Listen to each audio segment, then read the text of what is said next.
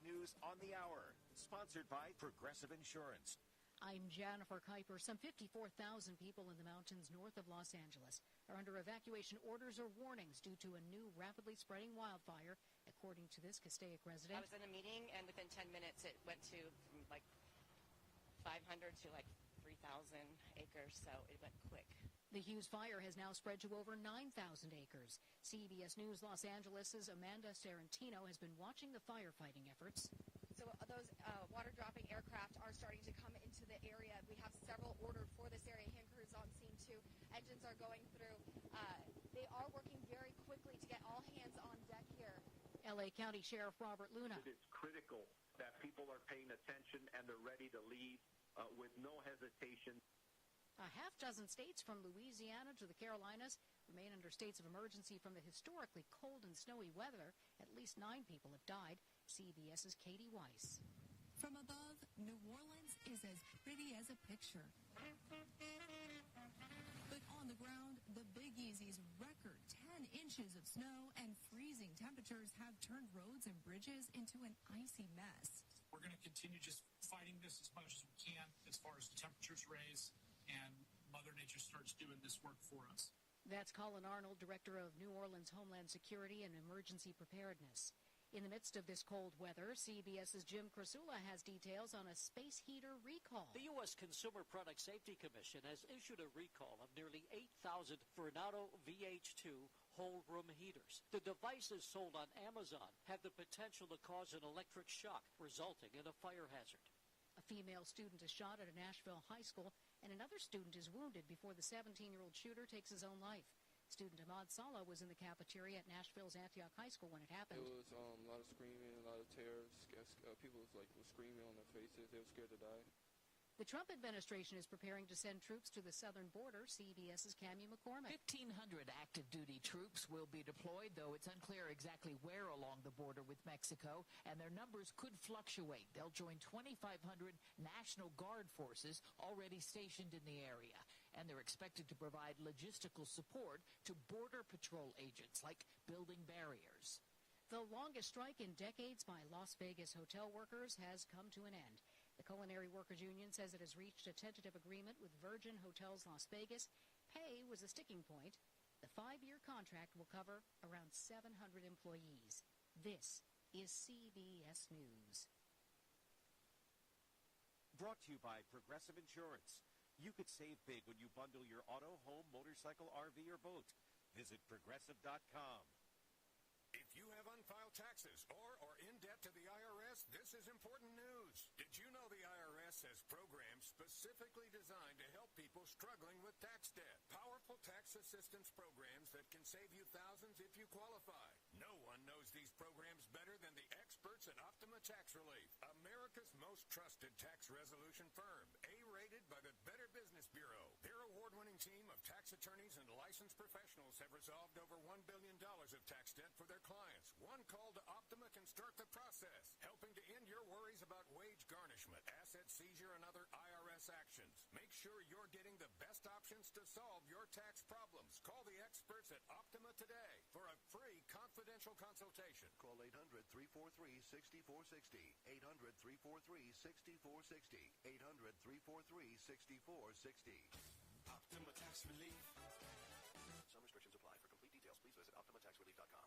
Samsung announces new products with updates to its smartphones. CBS's Matt Piper reports. Samsung held what it calls its Unpacked event with new releases of 3 new Galaxy S model phones. The S25 is thinner and lighter and has software upgrades and new colors. The camera hardware, though, remains the same. Some new models feature advanced AI image processing, which, like Samsung TVs, uses AI to digitally enhance the resolution of videos. Prices for the Galaxy S25 start at $799, the S25 Ultra $1,300. The annual Sundance Film Festival begins tomorrow in Park City, Utah. Many in the movie business continue to deal with the devastating fallout from the Los Angeles area wildfires, but some are heading to the mountains for the movie fest. The festival has a robust slate of nearly 90 feature films, many of which will be available to stream online during the second week. Sundance runs through February 2nd. Jennifer Kuiper, CBS News. What I know about courage, I learned from my adoptive mom. She said sometimes you just gotta hold on and know we'll get through this. Mom, we are so high up. Hold my hand? No, you hold my hand. Here we go.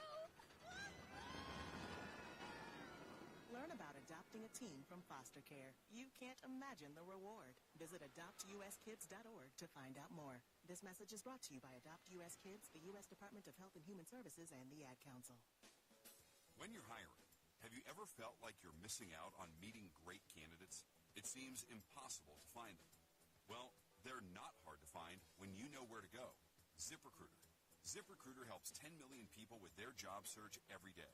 And because these people are actively looking for jobs just like yours, it's easy to find the right person right away. Try ZipRecruiter for free at ZipRecruiter.com/free. That's ZipRecruiter.com/free. Here for the community. Wave 105 FM. Good afternoon. It is 2:06 p.m. and that is your time check brought to you by Wendy's. Wendy's has something new on their menu, the Mushroom Bacon Cheeseburger. Try their deliciously indulgent sandwich made with juicy beef, crispy applewood smoked bacon, savory roasted mushrooms, Munster cheese, and a creamy garlic spread all on soft toasted bun. Choose wisely, choose Wendy's. Start your day right with Mornings with Patty Arroyo every weekday morning from 6 to 10 a.m. Then meet me, Pauly Suba, in your afternoon on the bright side. Ride the wave with us on your radio at 105.1 FM or stream us 24/7 at thewave105.com. The sound of Guam is Wave 105.1 FM. You are tuned into Wave 105.1 FM on the bright side with Pauly Suba every weekday from 2 p.m. to 6 p.m. You can listen to us on our website, thewave105.com, or watch us live on YouTube, Wave 105 Guam. If you want to reach us on the line, please call us at 671-922-1051 or 1052. You can also WhatsApp us at 671-922-1051. The Bright Side is brought to you by Chili's Grill and Bar. At Chili's, more life, great food, and memories happen here. GTA, we start with you. Sherwin-Williams is hiring inside and outside sales. Apply in person Monday to Friday, 8 a.m. to 5 p.m. Call 671-646-8050 or email your resume to sw@pri-guam.com. Subway, eat fresh in just a few clicks. Order online at subwaypacific.com for pickup at your convenience or for delivery right at your doorstep. Online ordering at subwaypacific.com is powered by Good to Go, we deliver. At Subway, you gotta refresh to be fresh.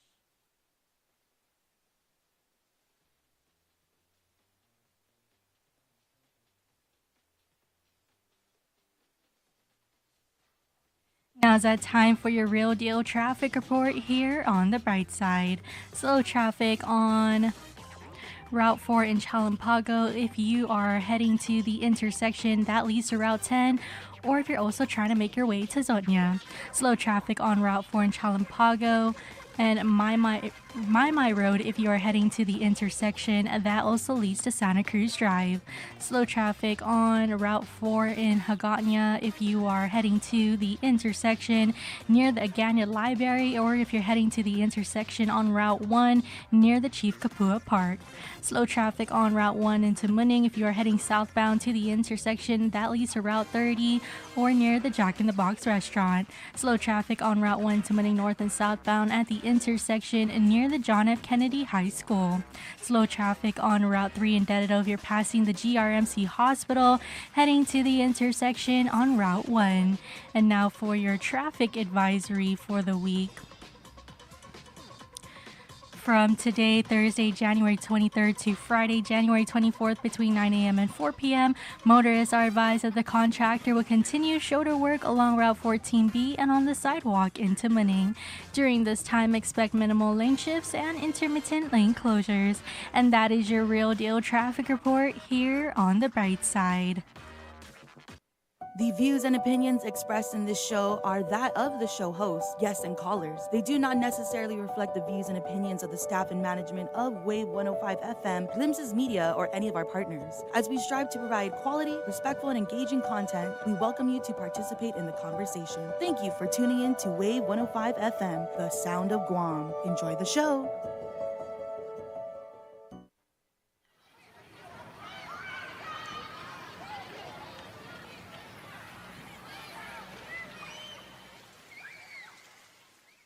I ran into this girl the night before.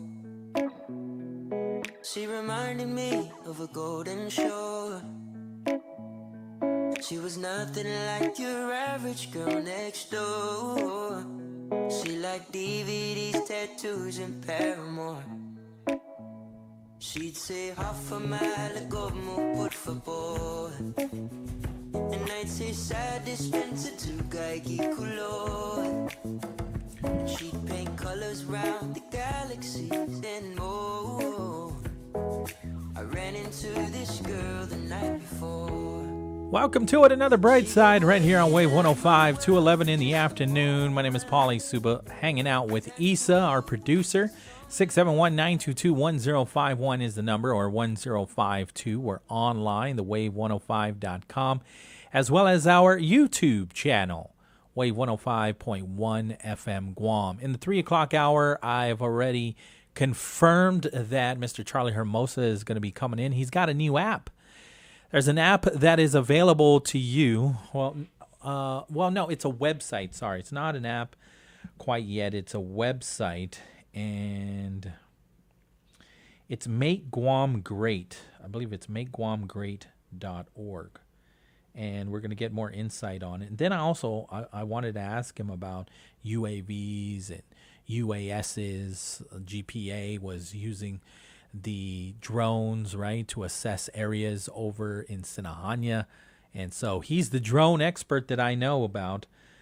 So we're definitely going to be talking about that. But first, we're going to be prioritizing a discussion on this website that he has put up. It's live now, makingguamgreat.org. And so basically what this does is you can report issues for a cleaner and safer Guam.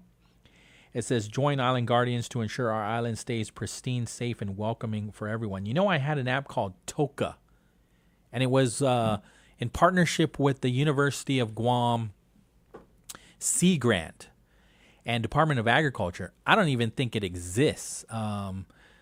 I had the app, and then I opened it up, and like TikTok,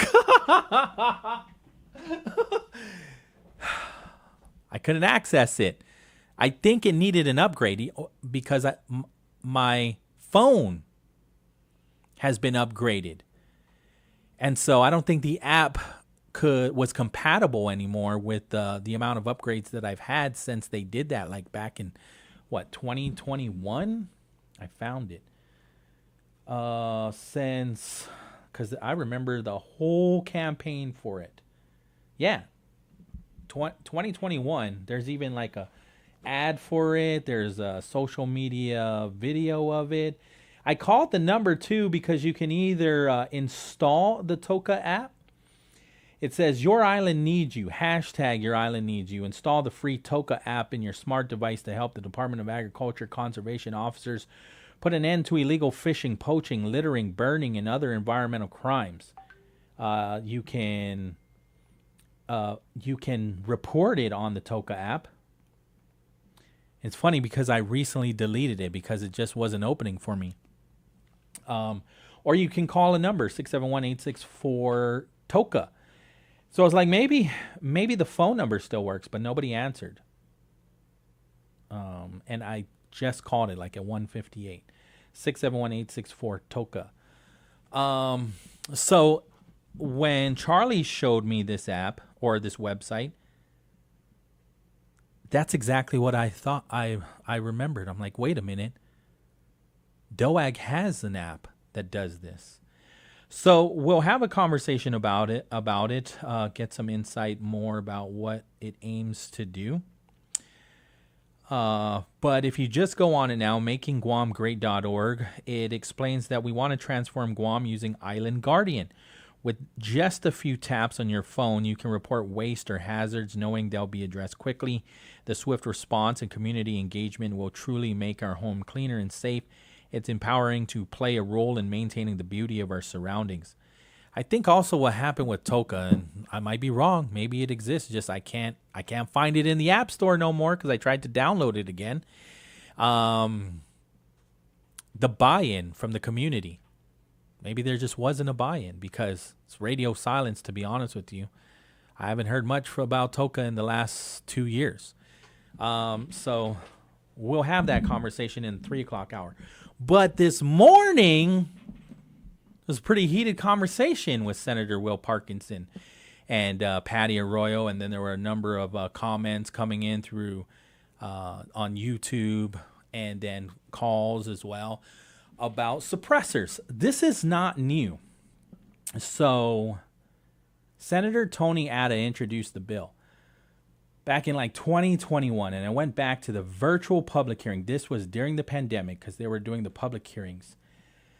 During the pandemic, it was in the 36th Guam legislature. I thought the bill was going to pass. I forget if it did pass and then the governor vetoed it. I forget. So Senator Tony Adai was for it. Obviously, he was the one who introduced it. Senator Frank Bloss Jr. seemed like he was for it. Senator Chris Duenas, Senator Joanne Brown, Senator Jim Moylan definitely was in favor of it. Senator Pito Terlai, who was the oversight chair of public safety, was for it. Senator Tello Taitagui was for it. I didn't even hear anybody go on this Zoom and was against it. There were veterans that were definitely testifying in favor. Senator, at the time she was also Speaker Therese Terlai had some concerns from articles and then also law enforcement. And we'll get there. But the one thing that I remember was doing more research behind suppressors because the movies, they got me all jacked, especially James Bond and the Spy Who Shagged Me, the Austin Powers. So with the silencers, like pew, pew, pew, pew, pew. Pew. That is not the sound of a gun when you attach a suppressor. And I've witnessed this myself. So what we're going to do is we're going to take a deep dive into educating ourselves about suppressors. So there is a YouTube video. It's called How Silent Are Gun Silencers? And this is one of my favorite YouTube channels, Debunked. And so we'll play it. I think we'll go into about maybe 5 or 6 minutes of it. It's about 8 minutes long, but I just kind of want to set the tone for it. And then I've got some timestamps of that public hearing that happened back in 2021. So go ahead. We might have to run through a couple ads, but it shouldn't be too bad. Here we go. If movies were to be believed, you'd think that all it takes to almost completely stifle the sound of a gunshot is to screw a small metal tube onto the end of one's firearm. Doing so will deaden the loud, characteristic bang of a gun down to a near inaudible, making it an essential piece of everyday carry for international spies and cold-blooded assassins. But is this all that realistic? Or is the film industry telling porcupines yet again? I'm Stu, this is Debunked, and we're here to sort the truths from the myths and the facts from the misconceptions. Like, subscribe, and let us know in the comments about which movie has your favourite silencer sound. Most realistic or ridiculous. Sound-reducing devices that are mounted onto the business end of guns, known variously as silencers or suppressors, date back to at least the beginning of the 20th century. The first commercially successful silencer was patented all the way back in 1909 by the American inventor Hiram Percy Maxim, son of Hiram Stevens Maxim, who invented the first ever fully automatic machine gun, the eponymous Maxim gun, over 20 years earlier. Since its invention, depictions of silenced gunfire in films has a long and frankly amusing history, with examples ranging from somewhat realistic to downright absurd. One of the earliest examples comes from the 1933 film Corruption, released only a few years after the end of the silent era. They started things off with a slightly bizarre puff noise. That was not the sound of a silencer, but in the movie it was like it's you barely hear it. Pew, pew, pew.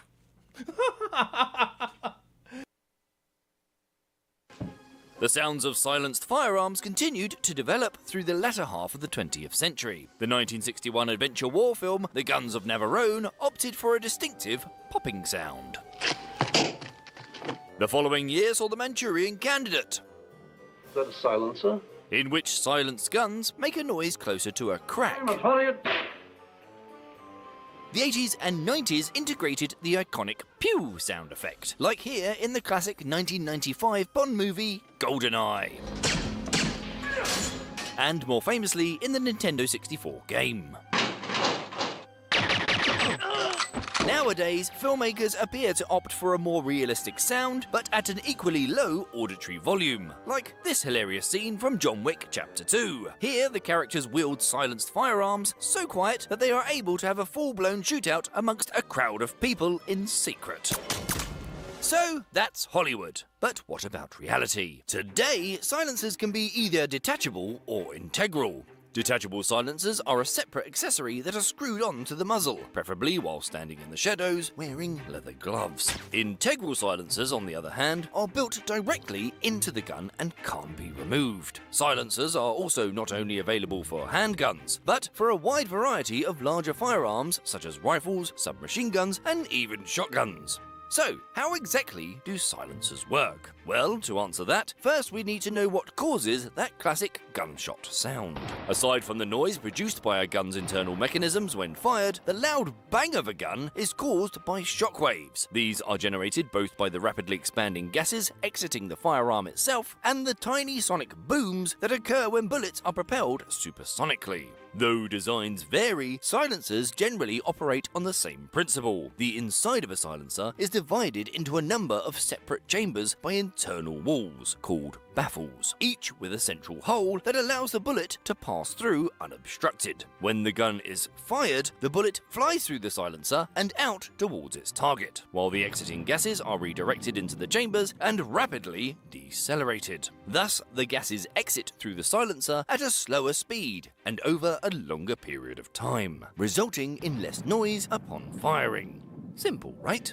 Well, not that simple. If you thought that this was all you needed to deaden a gunshot down to a sneaky muffled pop, you'd be wrong. First of all, silencers can only suppress the sound of those expanding gases we keep harping on about.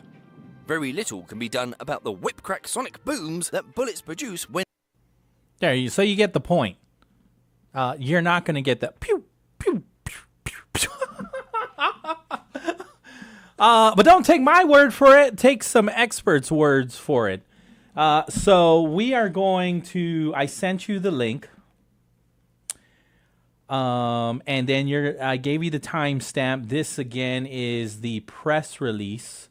The virtual public hearing on April 5th, 2021. And they even had somebody from the America Suppressor Association who testified off island. And that's the one thing that I really appreciate about these virtual public hearings. You'll still get them, though. But I noticed we were getting a lot of different experts coming on to the Zoom for public hearings during the pandemic when we're doing only virtual public hearings. Every now and then you still will, and they'll turn the cameras on and whatnot, but it wasn't like, if there's any silver lining, the Zoom virtual public hearings the reach was even further when you had experts testifying on certain bills. So you got it? The timestamp is 2142. Yes. Got it. And so this is Mr. Knox Williams, who is the president and director of the America Suppressor Association. Mr. Chairman, thank you very much for allowing me to be a part of this. My name is Knox Williams. I'm the president and executive director of an organization called the American Suppressor Association. This is our 10th year doing what we do, and all we do is focus on pro-suppressor advocacy. So I've personally worked in about 2 to 3 dozen states. We helped 3 states legalize suppressor ownership. We've helped 18 states legalize their use while hunting. So to say that we're familiar with the issue is a fairly large understatement. At the end of the day, I mean, just to kind of echo some of the sentiments from Senator Adda and everyone else, this really is a common sense piece of legislation that really does and would have a meaningful impact on people's hearing. Suppressors are one of the only tools that can reduce the noise of a gunshot at the source. And we know through scientific studies and multiple peer-reviewed pieces of studies as well, that any exposure to a gunshot without proper hearing protection can and will lead to permanent and irreversible hearing damage. Whether that's through single shot exposure or through time, it's not a question of if it will happen, but rather to what extent. I have a cutaway of a suppressor to kind of show what they actually do. But this is what it would look like, what you normally would see. But on the inside, I don't know if everyone can see it. You basically have a muffler for a gun. It's the exact same science because it was invented by the same man named Hiram Percy Maxim at the turn of the 20th century. 1909 was when his patent was approved. But effectively, you have the bullet travels this way, and as it goes through, the gases that propel it get trapped by what's called baffles. And these baffles have dead space called expansion chambers that allow the gases to slowly cool. It's the same concept as if you have a balloon that you've blown up very tight and you pop it with a needle, it's going to make a pop. It's going to be an audible noise. If you take that same balloon with the same gases inside it and simply untie the end, you can let those gases disperse slowly and it's not going to make as much of an audible noise. That's the concept with a firearm suppressor. You're allowing those hot gases to cool in a more controlled environment before they reach the outer and colder atmosphere. That's what really scientifically makes the noise diminished. Suppressors only muffle the noise that's caused from the muzzle blast. So the actual gases reaching the atmosphere as it propels it out of the end of the muzzle. They do nothing for the action of a firearm. So semi-automatic firearms, in order to operate, they're going to have unsuppressed gases siphon off. So they're generally going to be louder than, say, a bolt rifle for hunting, or like a 22 bolt rifle for recreational target shooting and things like that. And it does nothing to diminish the noise of a firearm, of the actual trajectory, the bullet. So the bullet is actually one of the loudest noise sources. And I know Senator Adda made a quick allusion to subsonic ammunition. That can reduce the noise somewhat significantly, but it does not by any stretch make it silent. The quietest suppressor on the smallest caliber, which would be 22 long rifle, which is what we used when we were Boy Scouts for our riflery merit badge, reduces to about 110 decibels. And to put that in perspective, according to the National Institute for Occupational Safety and Health, that's about as loud as a jackhammer striking concrete. In the context of shooting, it is much quieter, but in the overall broad context, it's still a fairly loud noise source. Loud enough that, as multiple people have stated, you should still wear traditional hearing protection like earplugs and earmuffs when you're using a suppressor on a firearm. To that end, the biggest argument that we hear against suppressors is that it somehow constitutes a threat to public safety, and that's simply not the case. How can something be loud enough that you should still wear earplugs and earmuffs, but quiet enough that somehow people can't hear it? It just factually doesn't line up. In 2017, Ronald Turk, who was the number 2 in charge at ATF, and they've been in charge of suppressor regulations since that was transferred over from the Treasury. And when ATF was stood up, they took control, I believe, in 1968. But he put out a white paper in 2017, and one of the main topics that he talked about was firearm suppressors. And he did a deep dive into the federal regulations and ATF's own recommendations on where that should go. And he determined that they do not constitute a threat to public safety. In terms of experts talking about the issue, that's straight from the source. A couple other things that I think are worth noting. in addition to the heavy federal regulations, which I think have been touched on pretty sufficiently, but I'm happy to field any questions if anyone has any. According to Dr. William Clark, who is the director of the Washington University School of Medicine's program in audiology, in one of his studies, he put out a statement that said, and I quote, "The most serious threat to hearing comes from recreational hunting or target shooting." In other studies, we've pieced together that about 70 to 80% of hunters never wear hearing protection when they're in the field, which is why there's a huge correlation with recreational shooters and hunters, incidences of noise-induced hearing loss and tinnitus. The CDC actually conducted a study in California where they were looking at how to reduce noise-induced hearing loss amongst their trainers. And in that study, they said, and I quote, "The only potentially effective noise control method to reduce students or instructors' noise exposure from gunfire is through the use of noise suppressors that can be attached to the end of the gun barrel." The National Institute for Occupational Safety and Health issued a similar study in 2014. And in that, they said, and I quote, "If feasible and legally permissible, attach noise suppressors to firearms to reduce peak sound pressure levels." Again, those are two very independent sources that came to the same conclusion that firearm suppressors are one of the most effective ways to really dampen that noise and make it a safer experience for people, law-abiding citizens who have gone through a massive federal background check, paid the $200 tax, waited the 8 to 10 months. And it's a variable. It can range anywhere from, we've heard, recently about 6 months. We hear people waiting 18 months.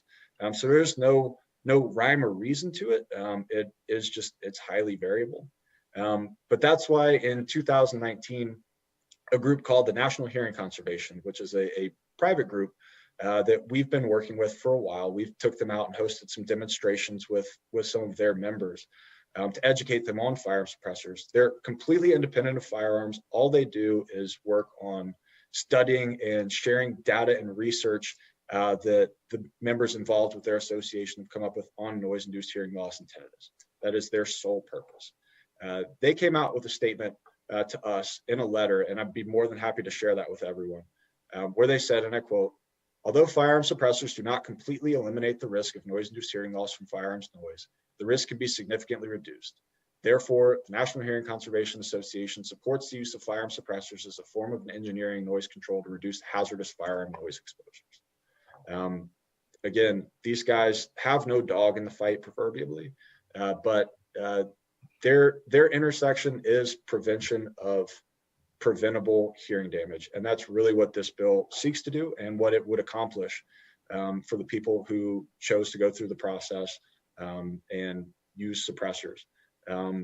As was stated earlier as well, noise pollution is a very big concern, especially in urban areas. I personally have not been to Guam. I would love to come out there and hope to have the opportunity at some point. So I apologize that I'm not super familiar with the population density, but I'd imagine if it's anything like any other islands that I've been on, the noise of gunshots travels pretty far, and it's not a pleasant noise to hear if you're not out there shooting. Suppressors won't eliminate that noise, but they will certainly reduce it, and certainly reduce the sound level and the distance that it will carry. It'll still be able to be heard, but again, it won't be nearly as unpleasant as unsuppressed gunfire, which is a positive side effect from the noise reduction. One final thing that I'd like to note is that when we say that suppressors can reduce between an average of about 20 to 35 decibels, so calling it 30 decibels for a nice round number, sound pressure levels work on a logarithmic scale. They're not linear. So, 10 decibels is not twice as loud as 5 suppressors. Rather, for every 3 decibels that you increase, you're actually doubling the sound pressure energy that enters your ears. And that over time has a different scale that will affect basically your maximum daily exposure limit. According to OSHA, the Occupational Safety and Health Administration, any noise exposure over 85 decibels, you can safely expose your ears to it for 8 hours without requiring traditional hearing protection. As you double that, you cut that time value in half. So once you get up to 88 decibels, that time gets cut down to 4 hours. At 91 decibels, it's 2 hours. At 94, it's an hour, and up and up and up until you hit what's called kind of the line in the sand, which is set at 140 decibels, and that's the line at which any exposure above that sound level can and will lead to permanent hearing damage. Every single gun that you've ever shot that uses gunpowder exceeds that sound pressure level. And when you talk about 30 decibels, again, that is a massive difference. If you follow the logarithmic scale, think about like sizing on computers, kilobytes to megabytes to gigabytes. It's the same sort of thing. Or the Richter scale is another example of a logarithmic scale. But 30 decibels actually translates to roughly 1,000 times the sound energy level. So to be able to cut that down by 1,000 is tremendous. Still keep in mind that it is a very loud noise, but not transmitting that sound energy into your ears. It also transmits through your cheekbones. So earplugs and earmuffs are only as effective as they can be because you're still going to have energy resonating through your bones, which sounds crazy, but it's true, especially when you're talking about noises as loud as gunfire. Suppressors really are one of the only things that can help make shooting a truly safe experience from a hearing perspective. I know that's a lot to digest, but again, thank you all very much for allowing me to participate, and I'd be more than happy to field any questions.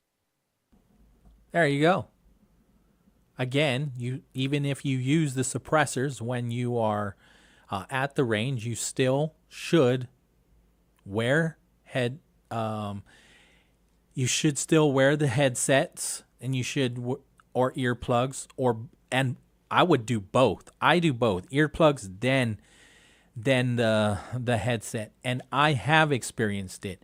And so if you're at the range, on a regular basis, this will help. And he shared suppressors are the only instrument that can help that can address the safety of your hearing. And that's what they're trying to do. So you still have to follow all the federal laws when it comes to being a gun owner. You still have to have the proper permits to do so. And nowhere in the law does it say that I get to put a suppressor on my gun and start shooting it in the air on New Year's Eve.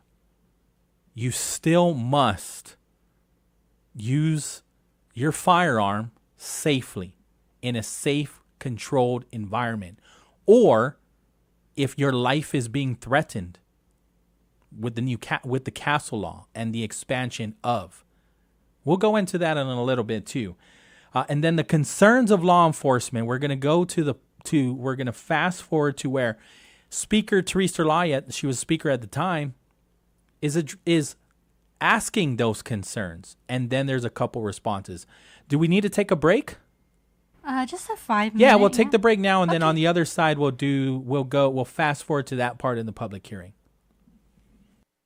CBS's Deborah Rodriguez has the story of a suddenly famous hat. Everyone's still talking about the hat. The wide-brimmed navy boater First Lady Melania Trump wore to her husband's inauguration. It's been compared to everything from the McDonald's Hamburglar's hat to Zorro's, or a device to keep the president from kissing her cheek. The designer Eric Javits tells CBS. Going back to Victorian times, brims sort of defined a woman's space. He thinks Melania pulled off the look to perfection. I really felt like her presence and her sort of inner grace and beauty really kind of brought the whole thing alive. Javits says it's true. He had to whip up a new one in under 4 days when the first version got crushed in the delivery process. Deborah Rodriguez, CBS News.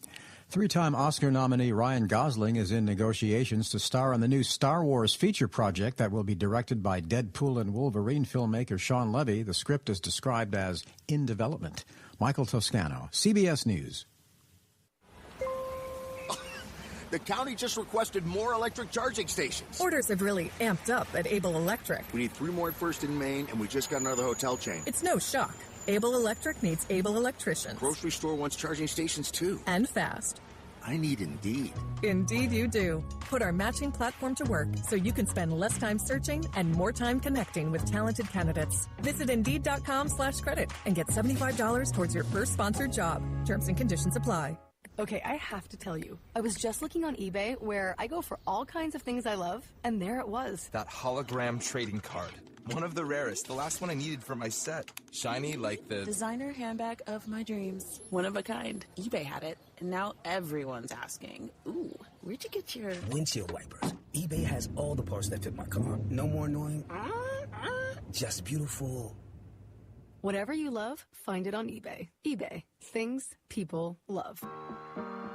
Wednesday Hafa Adai. EduQuentus is now every Thursday from 10 a.m. to 11 a.m. Tune in at 105.1 Wave FM to listen to EduQuentus. EduQuentus is a special initiative by Guam Department of Education dedicated to shining the light on the incredible achievements of our students, teachers, and staff. Once again, join us on Thursday from 10 a.m. to 11 a.m. on Wave 105.1, the sound of Guam. Start the year off right with a fresh value meal for just $8 at Subway. Choose a 6-inch sub from a select menu, add a 21-ounce Coke Zero Sugar, and a bag of Baked Lay's chips, all for only $8. The $8 fresh value meal is here for limited time only at Subway. You gotta refresh to be fresh. Young surprise! I'm back on Wave 105. It's your girl Nene every Saturday from 12 p.m. to 4 p.m. Catch your island music tidal wave with Nene.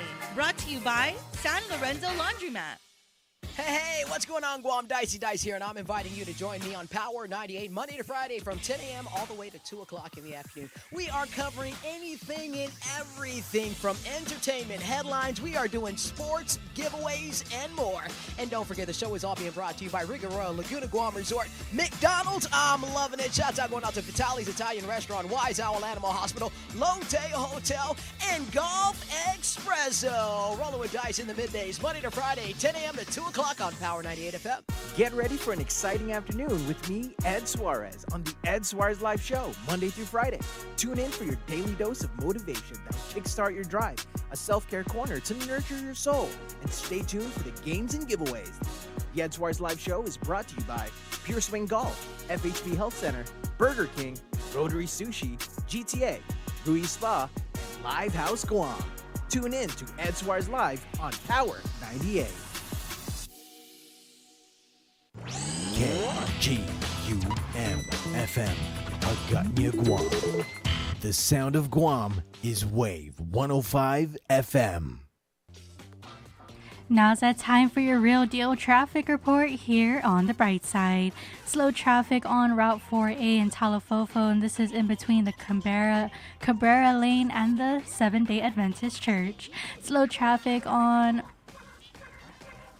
Route 10 in Manilao at the intersection that leads to Route 32 or near the McDonald's restaurant. Slow traffic on Route 8 in Barragata if you are heading to the intersection near the fire station. Slow traffic on Route 16 in Barragata if you're heading to the intersection near the post office and the Guam National Guard. Slow traffic on Route 1 in Dededo if you are heading northbound to the intersection that leads to Route 27 or near the flea market. Slow traffic on Route 4 in Hagåtña if you are heading to the intersection near the Aganya Library. Slow traffic on Route 1 in Alalube north and southbound at the intersection in front of the governor's office. Slow traffic on Route 1 in Tumaning if you're heading southbound to the intersection near the John F. Kennedy High School. And now for your traffic advisory for the week from today, Thursday, January 23rd to Friday, January 24th between 9 a.m. and 4 p.m. Motorists are advised that the contractor will continue shoulder work along Route 14, Challenge San Antonio into Tumaning. During this time, expect minimal lane shifts and intermittent lane closures. And that is your real deal traffic report here on the bright side. The views and opinions expressed in this show are that of the show hosts, guests, and callers. They do not necessarily reflect the views and opinions of the staff and management of Wave 105 FM, Glimpses Media, or any of our partners. As we strive to provide quality, respectful, and engaging content, we welcome you to participate in the conversation. Thank you for tuning in to Wave 105 FM, the sound of Guam. Enjoy the show.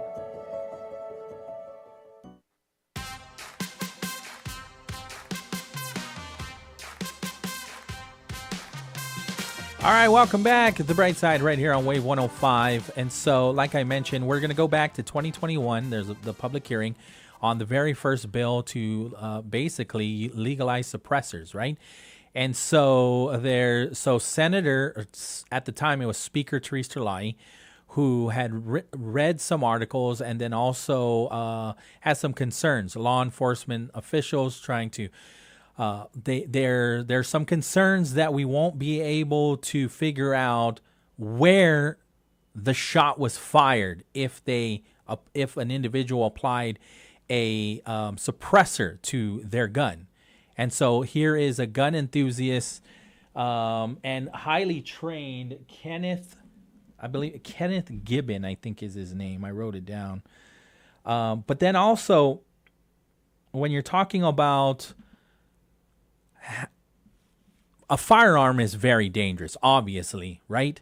You need the training. You need a good amount of training so that way you can be confident when you use your firearm to protect yourself.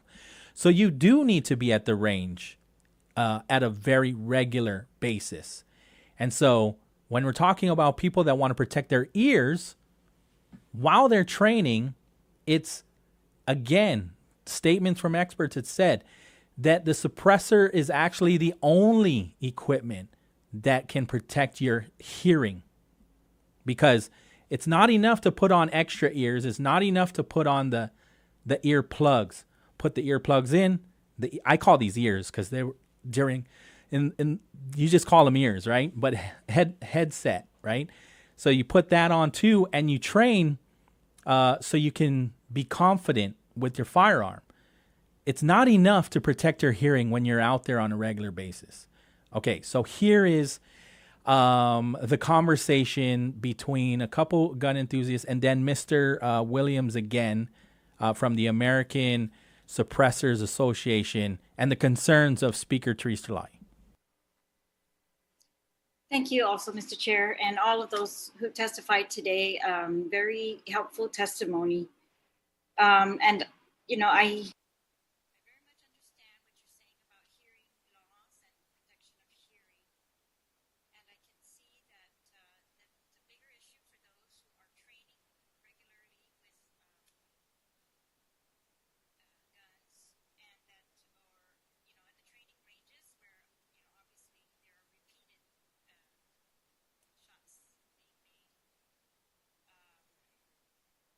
But I'm also reading other articles that talk about the use of silencers.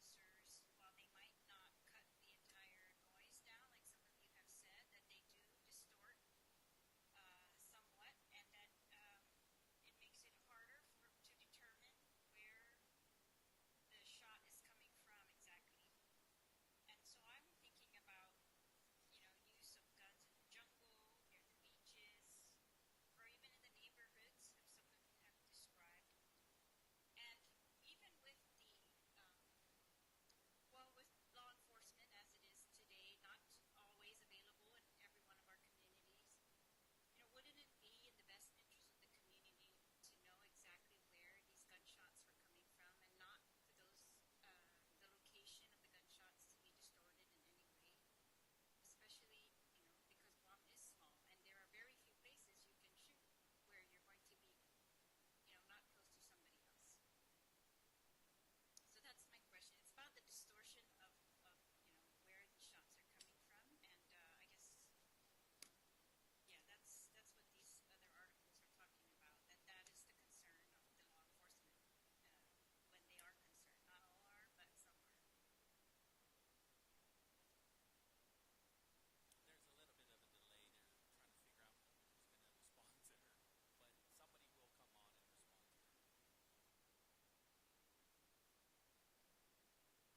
some are. You done, Speaker? Yes, I guess I'm asking if anyone disagrees with what I've read. Yeah, that says that these they distort the sound enough to make it not as easy to detect where the shots are coming from.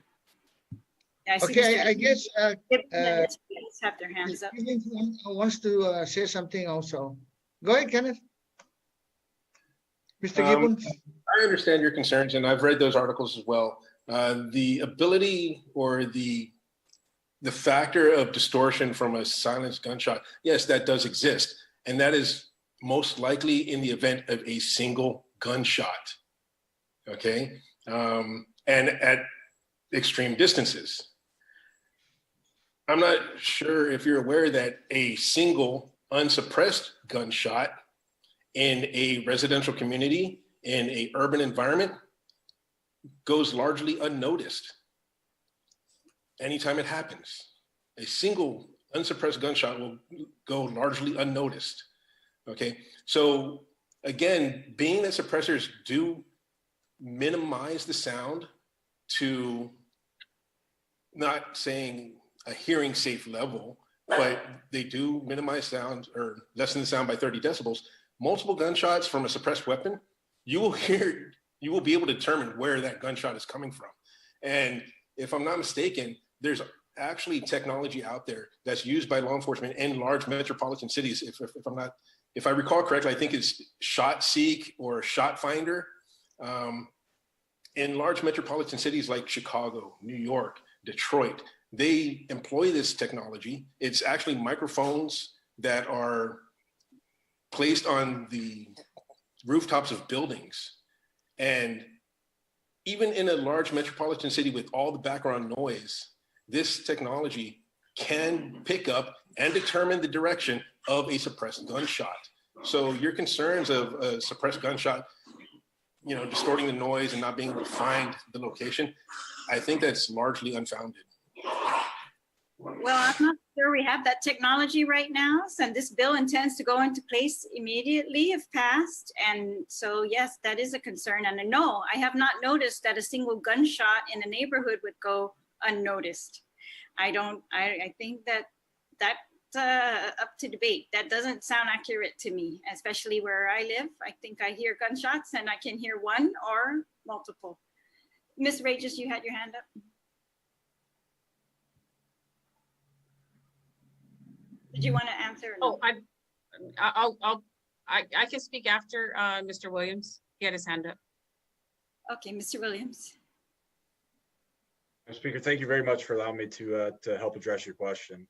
Several things, and I think that is an important question. And to give the full answer, I think that the most effective way is to actually go out to a shooting range and hear firearm suppressors on a host firearm.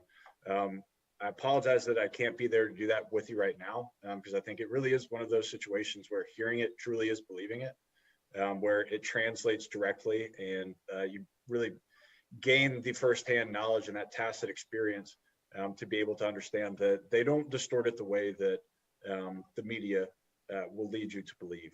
I'll give you an analogy. So every year, the media. I'm talking about the articles that you articles. Yes, and so that's all I want to know is that is there some truth to that, or are you saying there's absolutely no truth that the sound is being distorted enough that it makes it harder to detect where these gunshots are coming from? It reduces the noise, certainly. So in that capacity, yeah, any noise reduction is going to make it like mildly less easy to identify. But that, by that same token, identifying gunshots is not something that you're just, naturally born with. There are a lot of noises that sound similar to that. I myself live in Atlanta, Georgia. And a couple of years ago, there was a shooting about 3/4 of a mile away from my house. I was watching TV at about 10 o'clock at night with my then girlfriend who I was living with. We heard about 10 to 15 shots in very quick succession.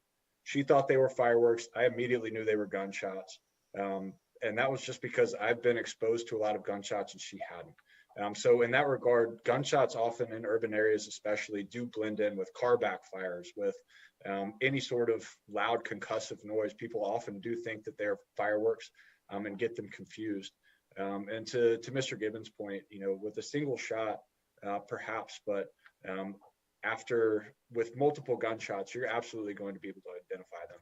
We host a hunt here at a property in Georgia every year where we have about 20 or so people come out and we do a hog hunt. And it's on a property that's about 8,000 acres, so roughly 3/4 the size of Manhattan. I apologize for my ignorance. I'm not sure how that translates to Guam, but it's a very large piece of property, at least by East Coast standards out here. We spread everyone out throughout the property. The furthest folks are about an hour away from the lodge, just given the way that we have to drive on the internal roads on the property.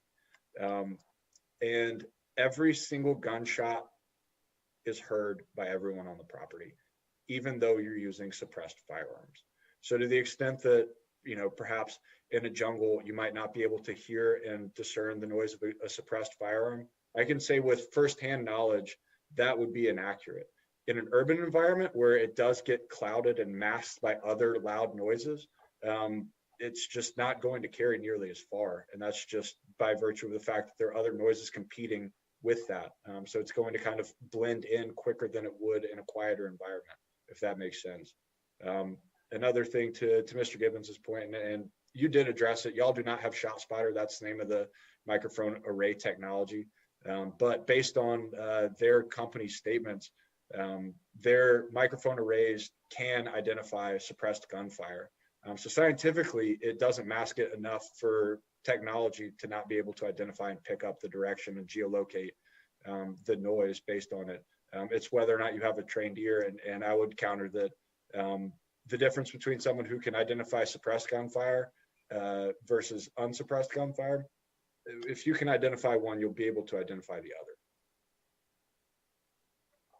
All right. Well, maybe you misunderstand my concern. My concern is that if, you know, we all live here on Guam, there are jungles near almost every one of us in our villages and our workplaces. They're all around. And I want to know where the gunshots are coming from. I want to be able to tell law enforcement. We all should be able to help them and point out which direction it was coming from. I want that to be easily discernible when we need it to be, and not even more difficult to track these things and make sure that we can enforce our gun laws. That's really it. And so, yeah, I'm surprised about, well, anyways. Okay, Ms. Rachel, did you want something to add, or I thought your hand was up earlier, that's why I called you. Otherwise, may I add one thing to that? Sure. Because I believe I understand your question better now. I think that did provide a bit of clarity for me. So during my original testimony, I alluded to the fact that a suppressor only muffles the actual muzzle blast of the firearm. So, right, the gases that are actually pushing the projectile out of the barrel when they hit the open atmosphere. That's the only noise source that suppressors actually contain and reduce. The noise of the actual bullet in air is roughly 3 decibels quieter than the noise of the muzzle blast. That does make it about half as loud as the actual muzzle blast, but it's still incredibly loud. If you're talking about something in the neighborhood of 160 to 170 decibels of that actual bullet as it travels through the air, that is absolutely identifiable. And the suppressor does nothing to reduce that. In fact, if anything, it actually might increase it because the gases propelling it are in a controlled environment for just a little bit longer. And that generally increases the muzzle velocity, which does have minor impacts on the noise of the actual bullet as it travels through the atmosphere. So in that regard, yes, gunshots are still identifiable because one of the main noise sources is the actual sound of the bullet traveling through the air. Okay, so you're saying that these articles that say that it makes it difficult to detect the direction of the gun, or more difficult to direct the detection of the gunshot, those articles are all inaccurate? Yes, ma'am. I would contend that most of those people haven't actually been around many suppressed firearms. Okay. All right. Thank you, Mr. Chair. There you go. I don't know if Speaker was convinced. Maybe we should ask her, because that was since 2021.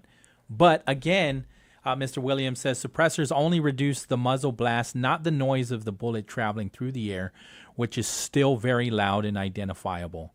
Articles suggesting suppressors make gunfire direction undetectable are incorrect. Most critics haven't experienced suppressed firearms firsthand. I've experienced it firsthand, and I'll tell you, it does make things more comfortable. And it allows me to want to be at the range and honing in on my skills to be more confident using a firearm even more so. And I think about even the sound that it makes, especially during an emergency. When somebody is coming into my house, I don't want to, and I grab my firearm to protect me and my family. I also still worry about the sound. And it's not just me. There are many people that are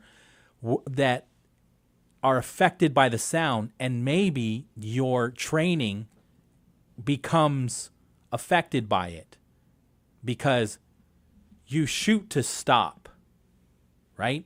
And so if you're bracing yourself because you know the sound is coming, you might not be as effective.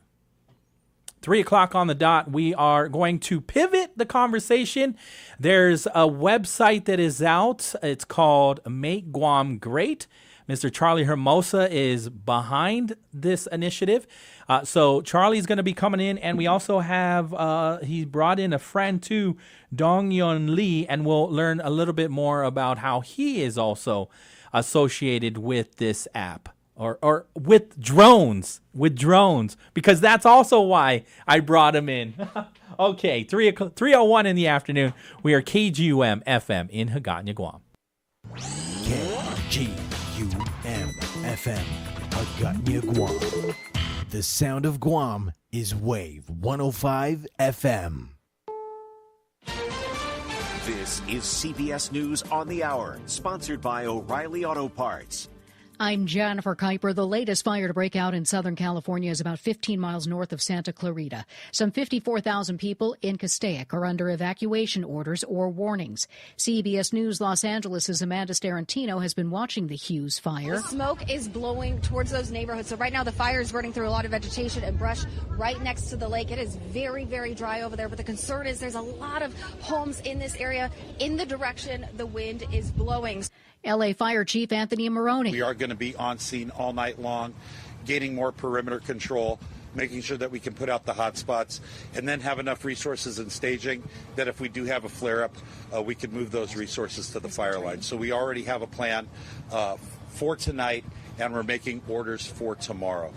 Winter weather has been a problem across the South, causing icy conditions from Texas to Florida, where CBS's Skylar Henry is. There are still states of emergency in effect for parts of North Florida, as well as Georgia, Alabama, and Louisiana. And it is because of the concerns that what may potentially happen after the fact. Because, yes, the snow event may be over, but that heavy chunks of ice that may potentially be on tree limbs or power lines may potentially force some outages for communities all throughout this region.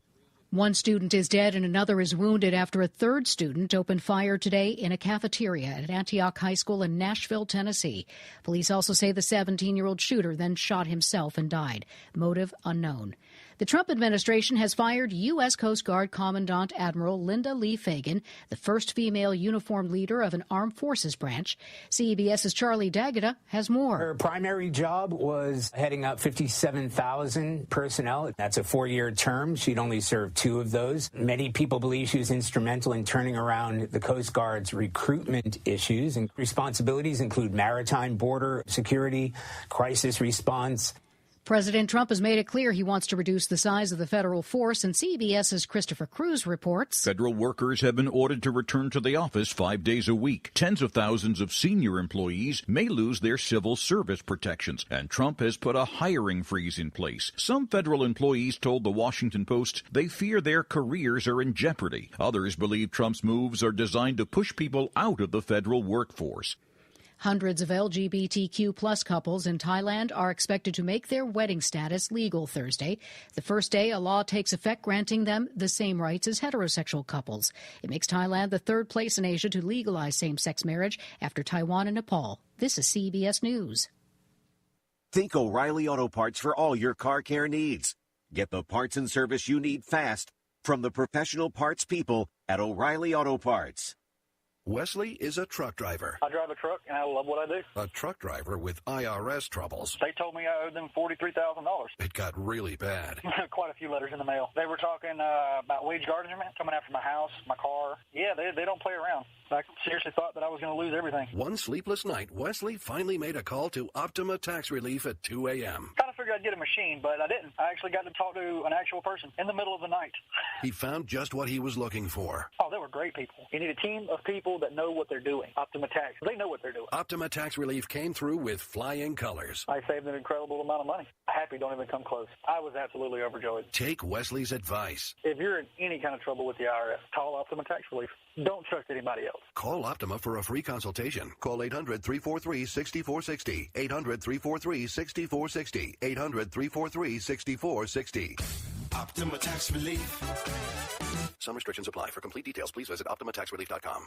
Climbing the world's tallest mountain is about to get pricier. CBS's Vicki Barker reports from the Foreign Desk. Nepal is raising the price of its Everest permit fees by more than a third to $15,000 starting in September when peak climbing season begins. Congestion on the world's tallest mountain has sometimes seen hundreds of climbers waiting to summit in the so-called death zone. But the increased permit fee is unlikely to deter many, with some well-heeled climbers paying $200,000 for their expedition. That permit fee price hike will barely register. Vicki Barker, CBS News. Anger is growing in Turkey as allegations piled up that negligence played a role in the deaths of 79 people who died when a huge fire swept through a luxury ski resort hotel in northern Turkey.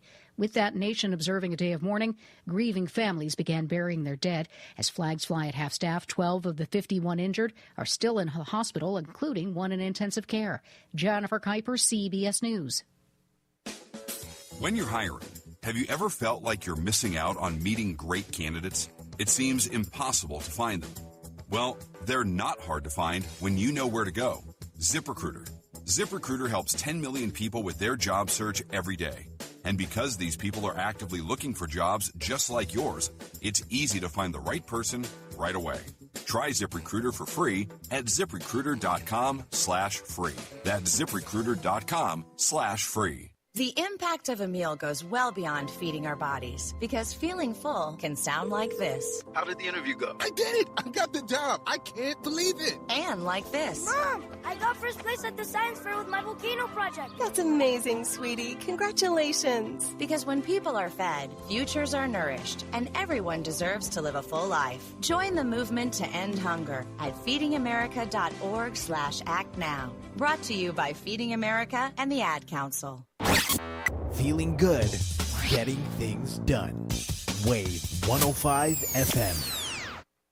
Good afternoon. It is 3:07 p.m. and that is your time check brought to you by Wendy's. Wendy's has something new on their menu, the mushroom bacon cheeseburger. Try their deliciously indulgent sandwich made with juicy beef, crispy applewood smoked bacon, savory roasted mushrooms, Munster cheese, and a creamy garlic spread all on soft toasted bun. Choose wisely, choose Wendy's. Political status impacts almost every aspect of our lives on Guam, but many are unaware of our right to self-determination and decolonization. What does it mean, and how can it improve our quality of life?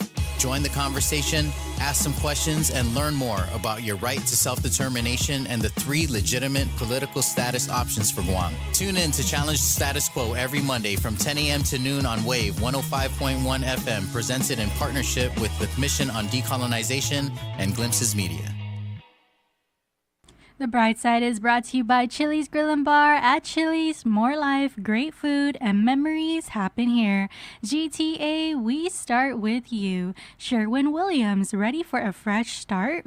Sherwin-Williams is hiring inside and outside sales. Visit us in person Monday to Friday, 8 a.m. to 5 p.m. Call 671-646-8050 or email your resume to sw@pri-guam.com. Join our team today. Subway, eat fresh in just a few clicks. Order online at subwaypacific.com for pickup at your convenience or for delivery right at your doorstep. Online ordering at subwaypacific.com is powered by Good to Go, we deliver. At Subway, you gotta refresh to be fresh. Now's that time for your real deal traffic report here on the bright side. Slow traffic on Route 4 in Inalahan if you are passing the Bear Rock heading northbound all the way until you pass the St. Joseph Church. Slow traffic on... Slow traffic on Route 3 in Dededo if you are passing the GRMC Hospital heading to the intersection on Route 1. Slow traffic on Route 1 in Dededo north and southbound at the intersection that leads to Route 27 or near the flea market. Slow traffic on Route 4 in Hagåtña at the intersection near the Ganya Library. And also if you are heading to the intersection on Route 1 near the Chief Kapua Park. Slow traffic on Route 1 in Timaning if you're heading southbound to the intersection that leads to Route 30 or near the Jack in the Box restaurant. Slow traffic on Route 10A in Timaning. This is at the intersection in front of the Guam airport. Slow traffic on Route 1 in Timaning if you're heading southbound to the intersection and near the John F. Kennedy High School. And now for your traffic advisory for the week.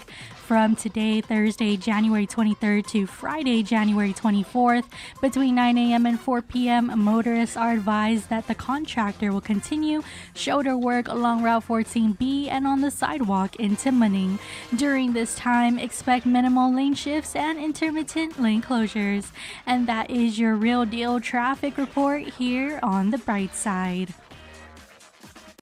The views and opinions expressed in this show are that of the show hosts, guests, and callers. They do not necessarily reflect the views and opinions of the staff and management of Wave 105 FM, Glimpses Media, or any of our partners. As we strive to provide quality, respectful, and engaging content, we welcome you to participate in the conversation. Thank you for tuning in to Wave 105 FM, the sound of Guam. Enjoy the show. ISLA, Guam is where I'm from. Tautanu Itamoru, kingdom of our people. GUAM, island in the sun. From Jigo to Malesu, this land is all that we Welcome back to the bright side. From Jigo to Malesu, here we are on Wave 105, 3 to 3:11 in the afternoon. And like I was sharing, if you're on our YouTube, Wave 105.1 FM Guam, you'll see our guest, our good friend Charlie. He was just kind of hanging out in the closet until we knocked on the closet. Like, come out, come back out, come back in, because you were here yesterday, right? That's Doing right. Vet Talk. With the Vet Talk, yeah. So thanks for coming back in and just kind of talking to us about a couple of initiatives. And then you brought Dong Won Lee of EcoFly. And this is your company. You're the president, CEO, founder. Yes, so yeah. I'm one of the co-founders of EcoFly. We're Okay. a drone service provider. Okay. And we primarily offer mapping services for the construction and engineering companies here in our region. Okay. And the two primary things that we offer are orthomosaic mapping. I have no idea what that is. Which is kind of like, you can think of it as like Google Maps. Okay. A 2D visualization of a site. Okay. But the only difference is it's just so much higher resolution. To the point where you can zoom in all the way to like a road and you can see a hairline crack. So What? that's the difference in resolution with drones. And the second primary service that we offer is topographic mapping via LiDAR. Okay. So this would be surface mapping, and even through vegetation, we can map an entire jungle and get the topographic map of that as well. Wow. And it's that's cool why I stuff. brought him. Yeah. Well, so I remember having like some of our first conversations. I was so fascinated. I'm still fascinated by drones, right? And we're talking about the vision and what people are already doing globally, but what are we doing in Guam? And you were sharing what we can be doing, right? And there was still people that in our community worried about privacy. Are the drones going to be looking into my windows? They're going to be over my yard? Is it going to be the FBI watching what I'm doing on my property? I don't want none of that, right? And so those things were talked about, but the capability of what we can provide, right? Our early discussions were veterans that needed their prescriptions brought to them at their doorstep. Why? Because they're a person with disabilities. They might not be able to get into a car. Public transportation ain't it right now.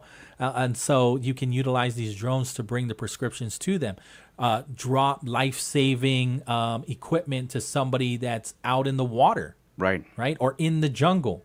Exactly. Lost hikers. Which, Right. there have been situations where drones have been used for situations too, and even the fire department has drones now they're utilizing. Oh, yeah. Yeah. So one of the things that we wanted to be able to highlight now is like, what you mentioned is like the industry is changing so much that, Dong and I, we've been having discussions and we decided to actually come together. So the verticals and the space that he primarily focused on pretty much matched up with what we were doing as well, right? We were doing more of like the junior drone programs. Yeah. You guys are water blasting buildings now. The water blasting, yeah. The drone light shows. And then Dong was just discussing the other verticals.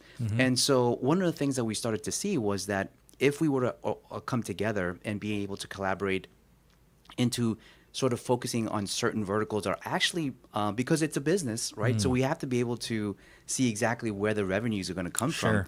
And right now, the focus is really on construction. So it was a no-brainer for us to be able to come together. And, EcoFly really represents exactly like if you go out in the construction world, you see EcoFly as the mainstream, because one of the things that we also wanted to do is continue to push the knowledge or the information out to not only the companies here on Guam, but the companies that are coming in off island, because what we want them to know is that we have the same capabilities that they would in Australia and Japan and the mainland U.S., and we're actually training more pilots to get into this business as well. So we also have a Part 107 education program, and that's the FAA certification that you get. You have to go through our course, whether it's online or in person. In person is very, you get hands-on, you get practical knowledge, and one of the things that will get you is ready to take the exam, and you pass the exam, you get certified as Part 107, and then you can fly commercially, right? Because are you worried that once they have all of those through you guys, that they'll become your competition? No, you know what? The industry, we've talked about this quite a bit, but the industry is I mean, we'll get limitless. We'll get hit with several when it rains, it pours, right? So, there's a couple of days where like, okay, where are the project's going to come? And then all of a sudden they all come in. And we'll reach out to the community and say, listen, would you, do you want to do a side gig? And actually, we had a project in Rota, and Dong put out a message for one of the students that we had trained back, and he actually signed up and he tagged along. Yeah. So basically, you're creating the workforce. That's exactly. And I think that's really how this new industry is going to grow even bigger, because just us as a single company, we can't really grow it to the maximum extent by ourselves. You can bring that a little bit closer. Yeah, no worries. Yeah, we can't grow it to the maximum extent by ourselves. Yeah. So we need these competitors, as you say. Yeah. We need more pilots. We need more drone operators. So yeah, we love training all these different students that come across. And, they go as young as 16-year-olds in high school. We've trained high schoolers all the way up to engineers. So drone flying and drone operations is really for everyone. And it touches every industry. I see that it adds to the credential of a professional in the construction field. It does. Guam Power Authority now, police department, Guam Fire Department. You add that to your repertoire, right? Your belt, your professional belt, your resume. Yeah, no. In the last class that we just finished up this past weekend, we had a police officer, GPD, and we also had a federal worker from Anderson. And so, and we have tons of folks that really add that to their their CV. Yeah. I was going to say curriculum. That's what we do. But yeah, their CV. Yeah. And it actually, it does well, because if you think about it, I mean, in the world that we live in today, drones are mentioned in every other sentence. Yeah. So on the construction industry, I mean, that's we're working right now with we're working with a project with Black Construction. They have a project going on, and we were able to help them with the situation they had. But it was through that ability, where they started asking questions like, wait a minute, can we get our folks certified? And we said, absolutely. After you guys are done and everything kind of settles down, come in and let us know, how many folks you want to train. Maybe they start an internal program for their own company, and it goes from there. So I only know of one incident where a drone was taken down because I guess it was flying too close to Department of Defense properties, right? Are you running into those issues? I mean, knowing that you have the certification, then you already know how you're supposed to process all of that. Yeah, I think one of the things that we try to do is promote, and especially in the outreach programs that we do at every level, is we let the communities know that, there's two actually certifications that you need, whether you're flying recreational or commercially. If you're flying recreational, you have a standard that you need to meet that it's called a trust certification. So if for some reason an authority stops a recreational flyer and says, produce your trust certificate or your trust number, you need to produce it. And if not, then you're flying, quote unquote, illegally. But they can deactivate it without even looking for you. Well, the military can. Yeah. The military. Yeah. Yes. And so I only know of the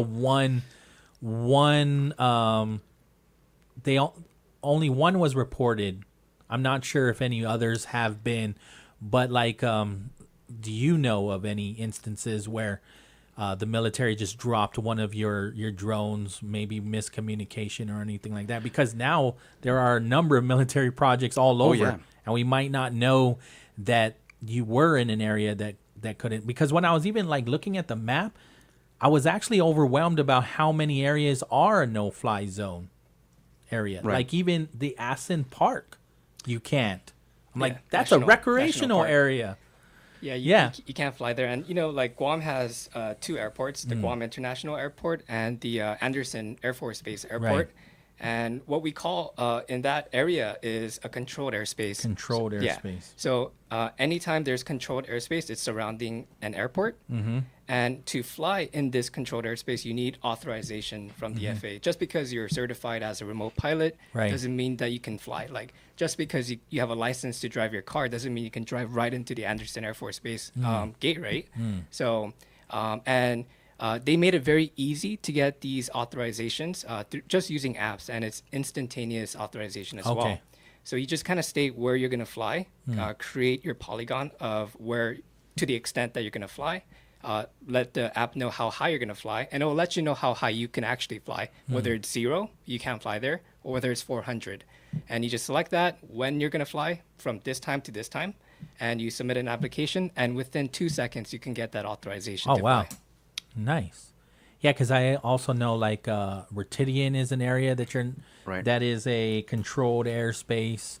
And that's the important part about going through some of this training, because we can outline the areas that are restricted, but there's ways to be able to get authorization as well. So those are the things that we want to be able to tell the community, that there are ways to be able to fly in restricted areas. You just got to go through the process. You may get denied in the first go around, but at least you know that one of the things that the FAA says is ignorance is not an excuse. Yeah. Right. So if they catch you flying in a restricted area, you can be like, "Oh, I didn't know."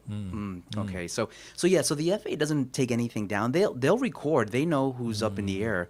The military does use kinetic and non-kinetic type of takedown. So I think for the most part they would try to do non-kinetic if it's in an area that could be hazardous, like if the drone just drops out of the sky. Sure. Non-kinetic is really sort of a spoofing way to be able to control the drone, and the operator loses the spoofing. You'll lose control. Whoever's operating will lose control, and we'll take control and fly it and land it safely, and then find you.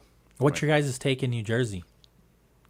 Is that the one where the drone People hit are thinking aliens. Ironically, I've actually had a discussion with a friend who's in the business out there. Yeah, and so because there's an army base in the area, right? And they're doing their own drone testing, right? Yes. Okay. So what he confirmed to me was that they have been doing military training with drones. Okay. Now, the issue that he was having was that he did not know why they didn't want to alert the community about what was going on. And so that actually presented a huge issue with us, because we're going out advocating making sure you fly safely.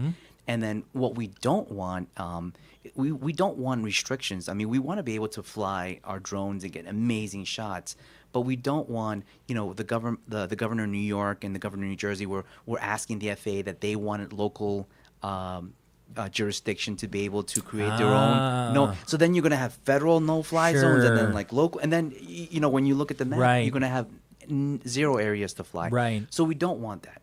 And I think here on Guam, we've done a very good job through the outreach programs, through the educational programs that we run, the Part 107, to be able to get the community really on board on how to fly the drone safely and in areas where they can fly. So and I think working with the military, it's been well. Working with the FAA, it's been well as well. So everything here on Guam, I think we've been.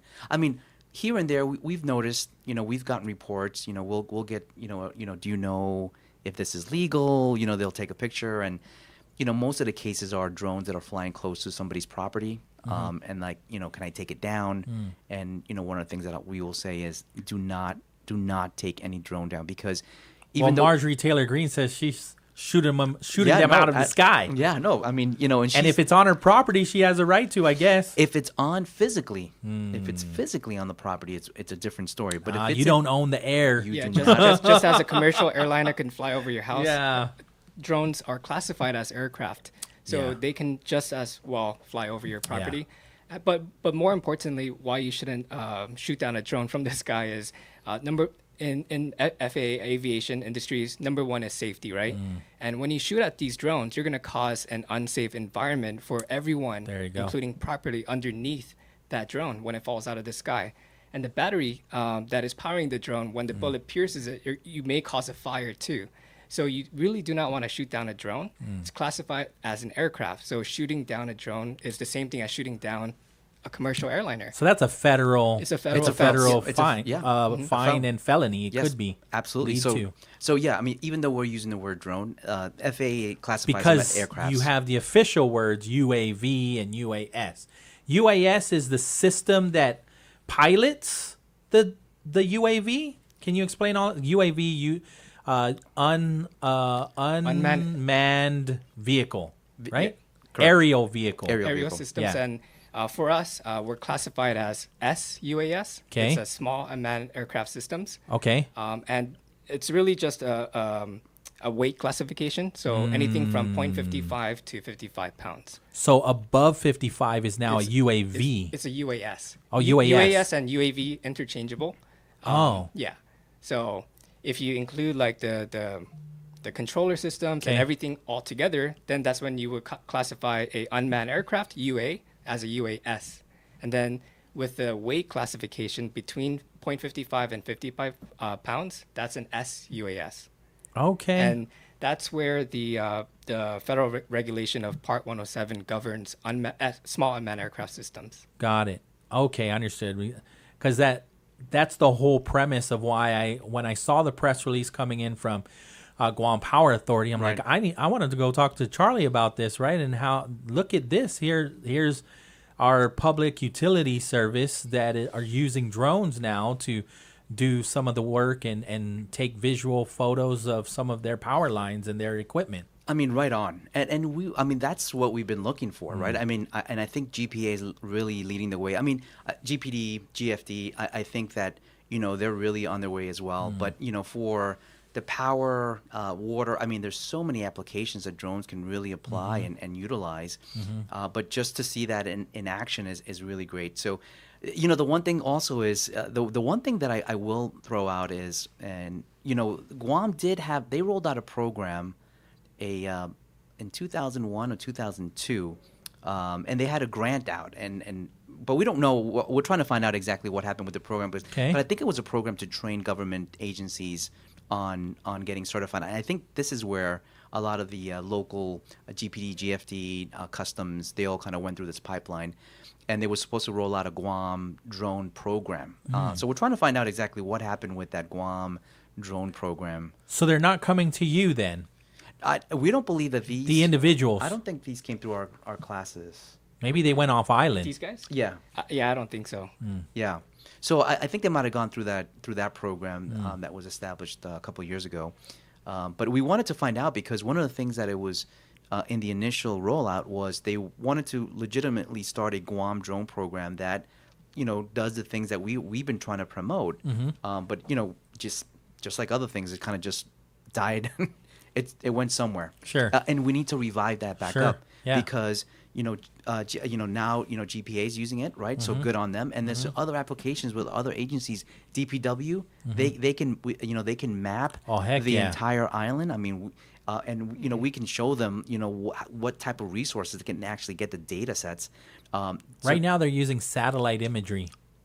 Yeah. So what Dong said before, if we were to do ortho or topos, I mean, we can get it down to the nail on the ground. It's just a resolution difference. The satellites 200-300 miles up in the sky versus drones 200-300 feet above the ground. So. I think they are also utilizing when Google came and started driving around. Vehicles, right. And so the problem with that, though, if you utilize that, is some of these roads don't connect. Like when I'm on Google Maps, I'm like, all right, the directions tell me to go through this road. And I'm like, I'm in somebody's house. I'm in their garage. What's going on? And I need to get to the house, the road right on the other side.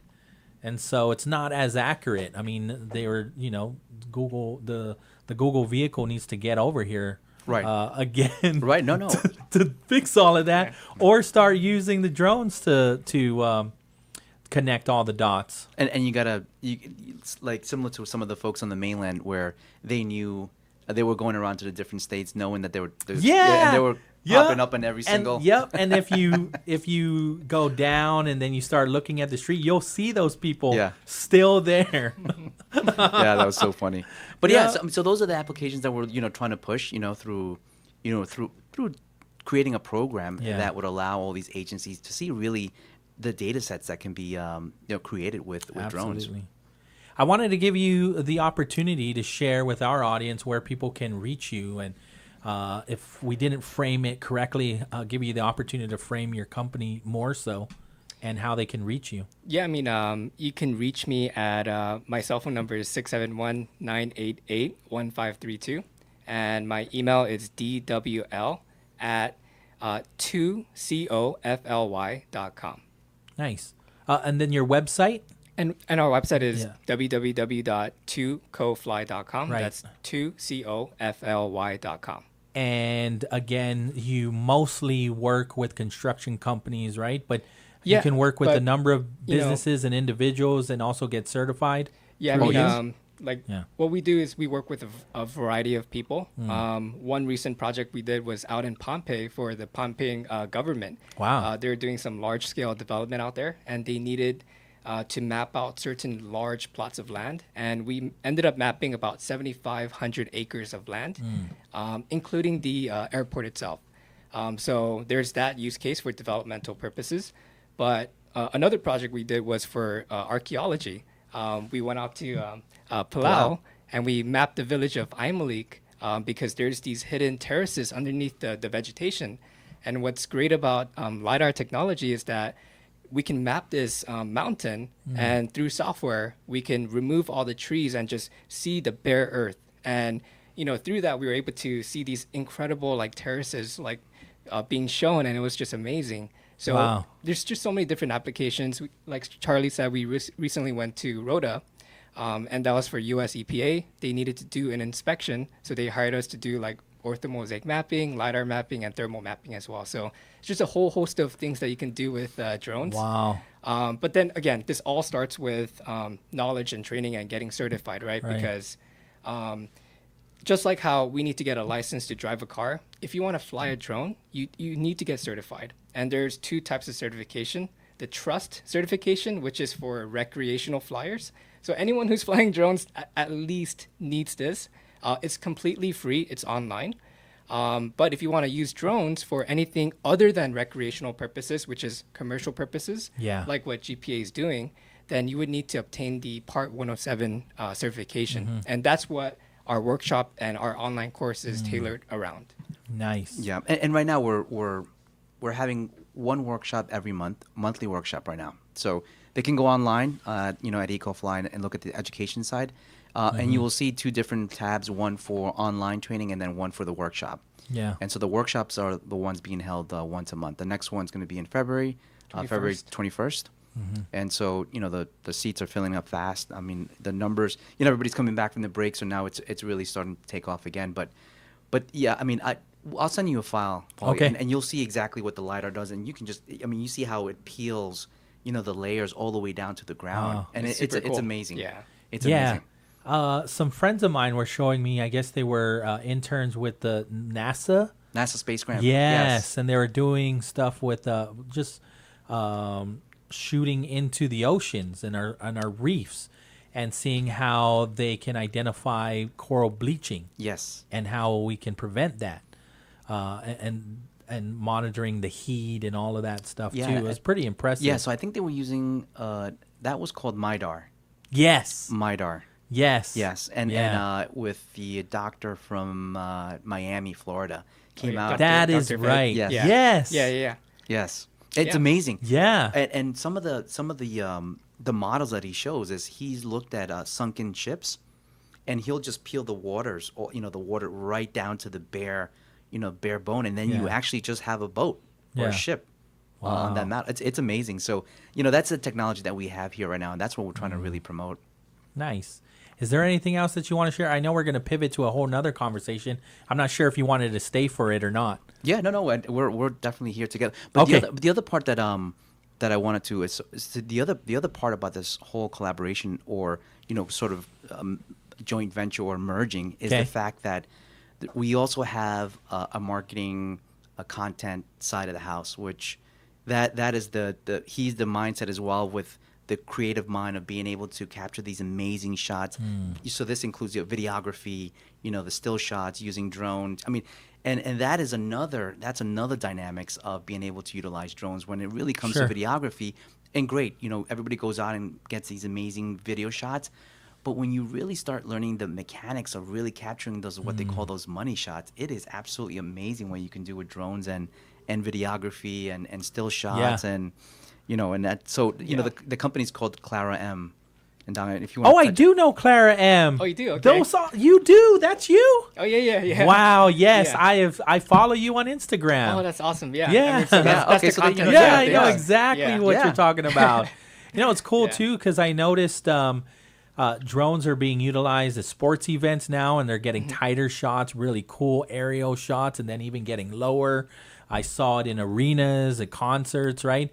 And I can totally see us utilizing that for like the football and the baseball, high school games. You know what I'm saying? Oh, no, absolutely. To get even better shots of them playing football and basketball. So like I said, it's limitless what we can do with the drones, and then provide more of a workforce from so many different industries can utilize it. And that's the beauty about it. I mean, for me, being able to look at these kids that are in 4th, 5th, 6th grade. We did a small little outreach at St. Anthony's yesterday, and 7th and 8th graders, and they're our future, right? Yeah. And they love it, right? I mean, they get it. Yeah. They get it. I mean, they can maneuver the drone with one hand. This is a video game for real life. Yeah, no, for sure. And so what we want to do is we want to be able to establish that industry, so that we can start letting them know that there is a path for them to continue on in high school, get certification,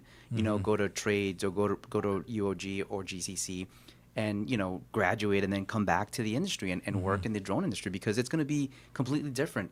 Completely different. We're also working on trying to see if we can partner up with doing potentially like a film series out in on the CNMI. I mean, if we can push that, we want to be able to bring that film industry and the utilization of drones as well. Yeah. And they want to use the our technology to showcase, like, some series where they would have showcasing, live events and the peeling back of ancient ruins and all that good stuff. So yeah, so a lot of good stuff, coming down the pipeline. Absolutely. It is 3:38 in the afternoon. We'll take the break, and then we'll switch conversations. Yes. About the website that you shared with me. Okay. Yeah.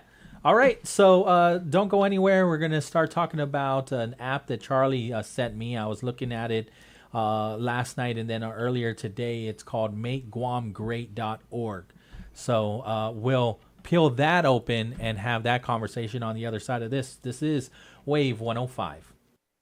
CBS's Deborah Rodriguez has the story of a suddenly famous hat. Everyone's still talking about the hat. the wide-brimmed navy boater First Lady Melania Trump wore to her husband's inauguration. It's been compared to everything from the McDonald's Hamburglar's hat to Zorro's, or a device to keep the president from kissing her cheek. The designer Eric Javits tells CBS. Going back to Victorian times, brims sort of defined a woman's space. He thinks Melania pulled off the look to perfection. I really felt like her presence and her sort of inner grace and beauty really kind of brought the whole thing alive. Javits says it's true. He had to whip up a new one in under 4 days when the first version got crushed in the delivery process. Deborah Rodriguez, CBS News. 3-time Oscar nominee Ryan Gosling is in negotiations to star in the new Star Wars feature project that will be directed by Deadpool and Wolverine filmmaker Sean Levy. The script is described as in development. Michael Toscano, CBS News. The county just requested more electric charging stations. Orders have really amped up at Able Electric. We need 3 more at First in Maine, and we just got another hotel chain. It's no shock. Able Electric needs able electricians. Grocery store wants charging stations, too. And fast. I need Indeed. Indeed you do. Put our matching platform to work so you can spend less time searching and more time connecting with talented candidates. Visit Indeed.com/credit and get $75 towards your first sponsored job. Terms and conditions apply. Okay, I have to tell you, I was just looking on eBay where I go for all kinds of things I love, and there it was. That hologram trading card. One of the rarest, the last one I needed for my set. Shiny like the designer handbag of my dreams. One of a kind. eBay had it, and now everyone's asking, ooh, where'd you get your windshield wipers? eBay has all the parts that fit my car. No more annoying, just beautiful. Whatever you love, find it on eBay. eBay. Things people love. Hafa Adai, Guam. Johnny Atulai here, inviting you to tune in to Vet Talk Show every Wednesday from 6:30 p.m. to 8 p.m. Join the wave of conversation where Miss Bobby and I address veterans' concerns and benefits for you, only on Wave 105.1 FM. You work all day. Nights are for relaxing. Tune in Monday through Thursday for Light Nights here on Wave 105 FM.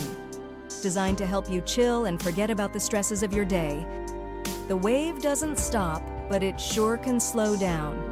It's Light Nights, Monday through Thursday nights till midnight only here on the Sound of Guam. Wave 105 FM.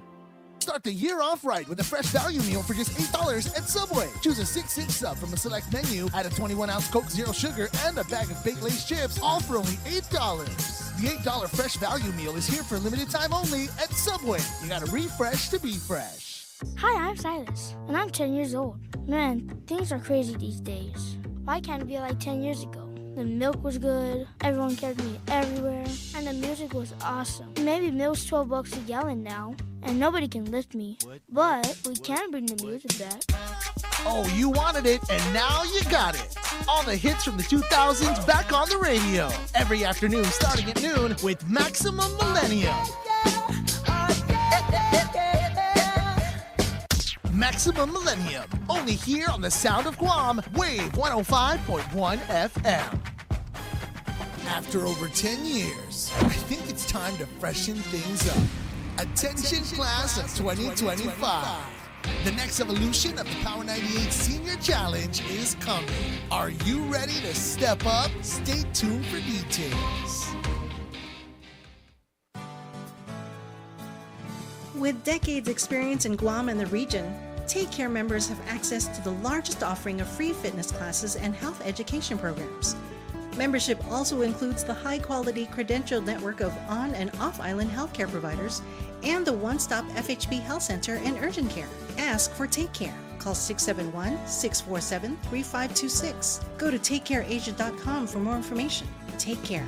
Our island, your health plan.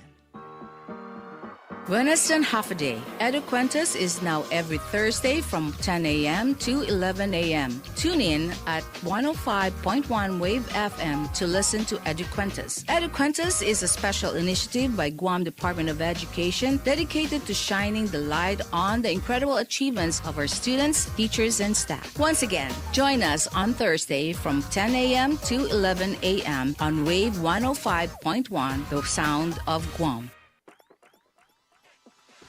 Now's that time for your real deal traffic report here on the bright side. Slow traffic on, see here. Slow traffic on Route 10 in Barrigada, and this is in front of the Antolon Middle School. Slow traffic on Route 8 in Barrigada if you are heading to the intersection near the fire station. Slow traffic on Route 16 in Barrigada at the intersection near the post office and the Guam National Guard. Slow traffic on heavy traffic on Route 16 in Barrigada Heights if you are passing the North Sabana Barrigada Drive heading to the intersection in front of the Guam Rev and Tax. Slow traffic on... Let's see here. Slow traffic on Route 16 if you're coming from the overpass heading to the intersection and near the Harmon McDonald's restaurant. Slow traffic on Route 3 in Dededo if you're passing the GRMC hospital heading to the intersection on Route 1. Slow traffic on Route 4 and 33 in Hagåtña if you are heading to the intersection and near the Agana Library. Slow traffic on Route 1 in Hagåtña if you're heading northbound to the intersection in front of the Agana Boat Basin. Slow traffic on Route 1 to moving north and southbound at the intersection that leads to Route 30. Slow traffic on Route 1 to moving southbound if you are heading to the intersection that leads to Route 14 or near the ITC building. And now for your traffic advisory for the week from today, Thursday, January 23rd to Friday, January 24th between 9 a.m. and 4 p.m. Motorists are advised that the contractor will continue shoulder work along Route 14B and on the sidewalk into Munning. During this time, expect minimal lane shifts and intermittent lane closures. And that is your real deal traffic report here on the Bright Side. The views and opinions expressed in this show are that of the show host, guests, and callers. They do not necessarily reflect the views and opinions of the staff and management of Wave 105 FM, Glimpses Media, or any of our partners. As we strive to provide quality, respectful, and engaging content, we welcome you to participate in the conversation. Thank you for tuning in to Wave 105 FM, the sound of Guam. Enjoy the show.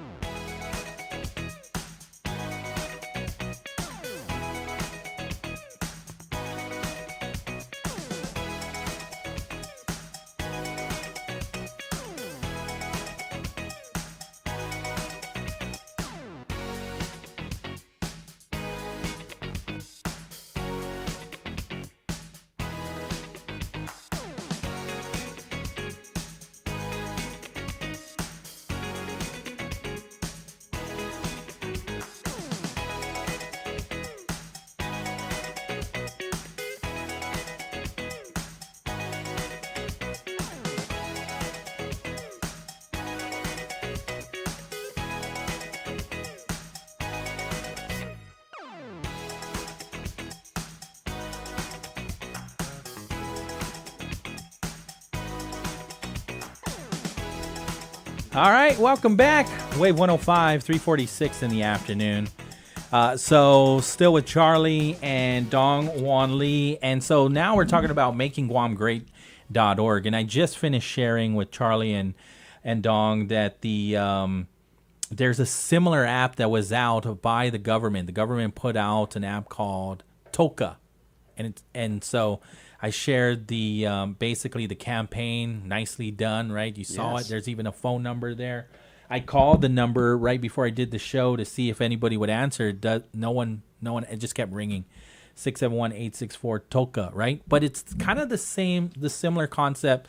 I'm sure there are differences, right? Yours is report issues for a cleaner and safer Guam.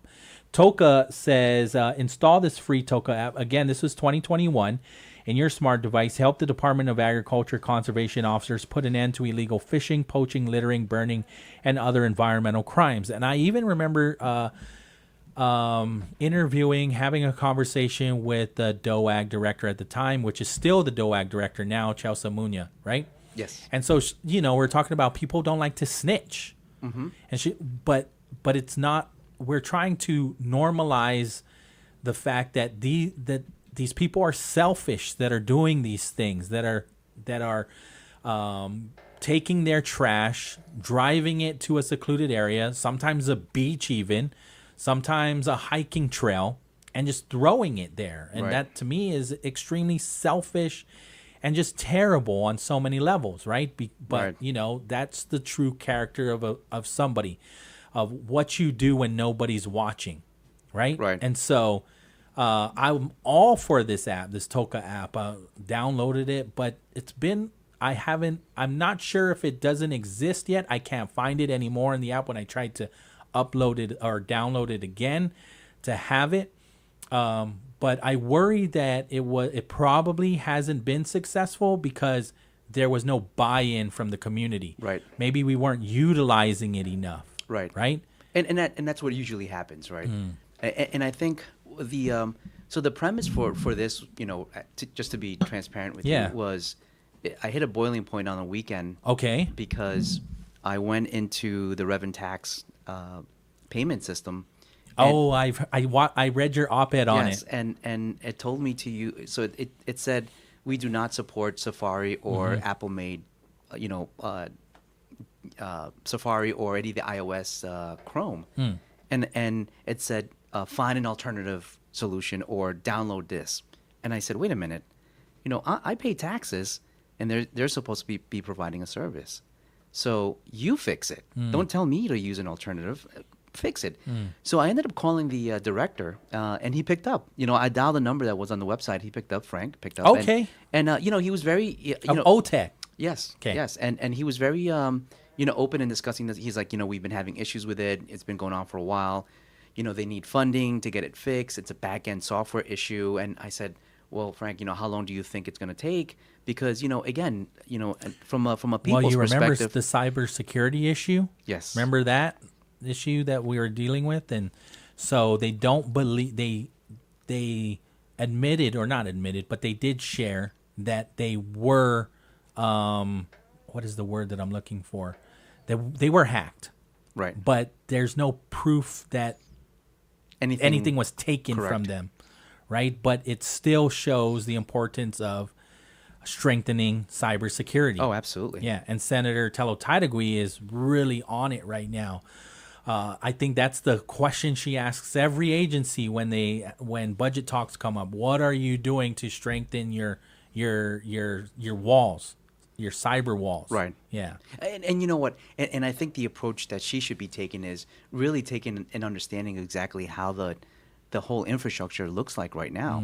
I mean, because, you know, it's almost, you know, the world right now is going on Web 3.0, and we're still like on Web 1.0. We missed the 2.0 in between. And so one of the issues that we're having right now is when we're dealing with Oracle type servers, you know, it's hard for our back end old, you know, AS400 systems to connect with these newer systems.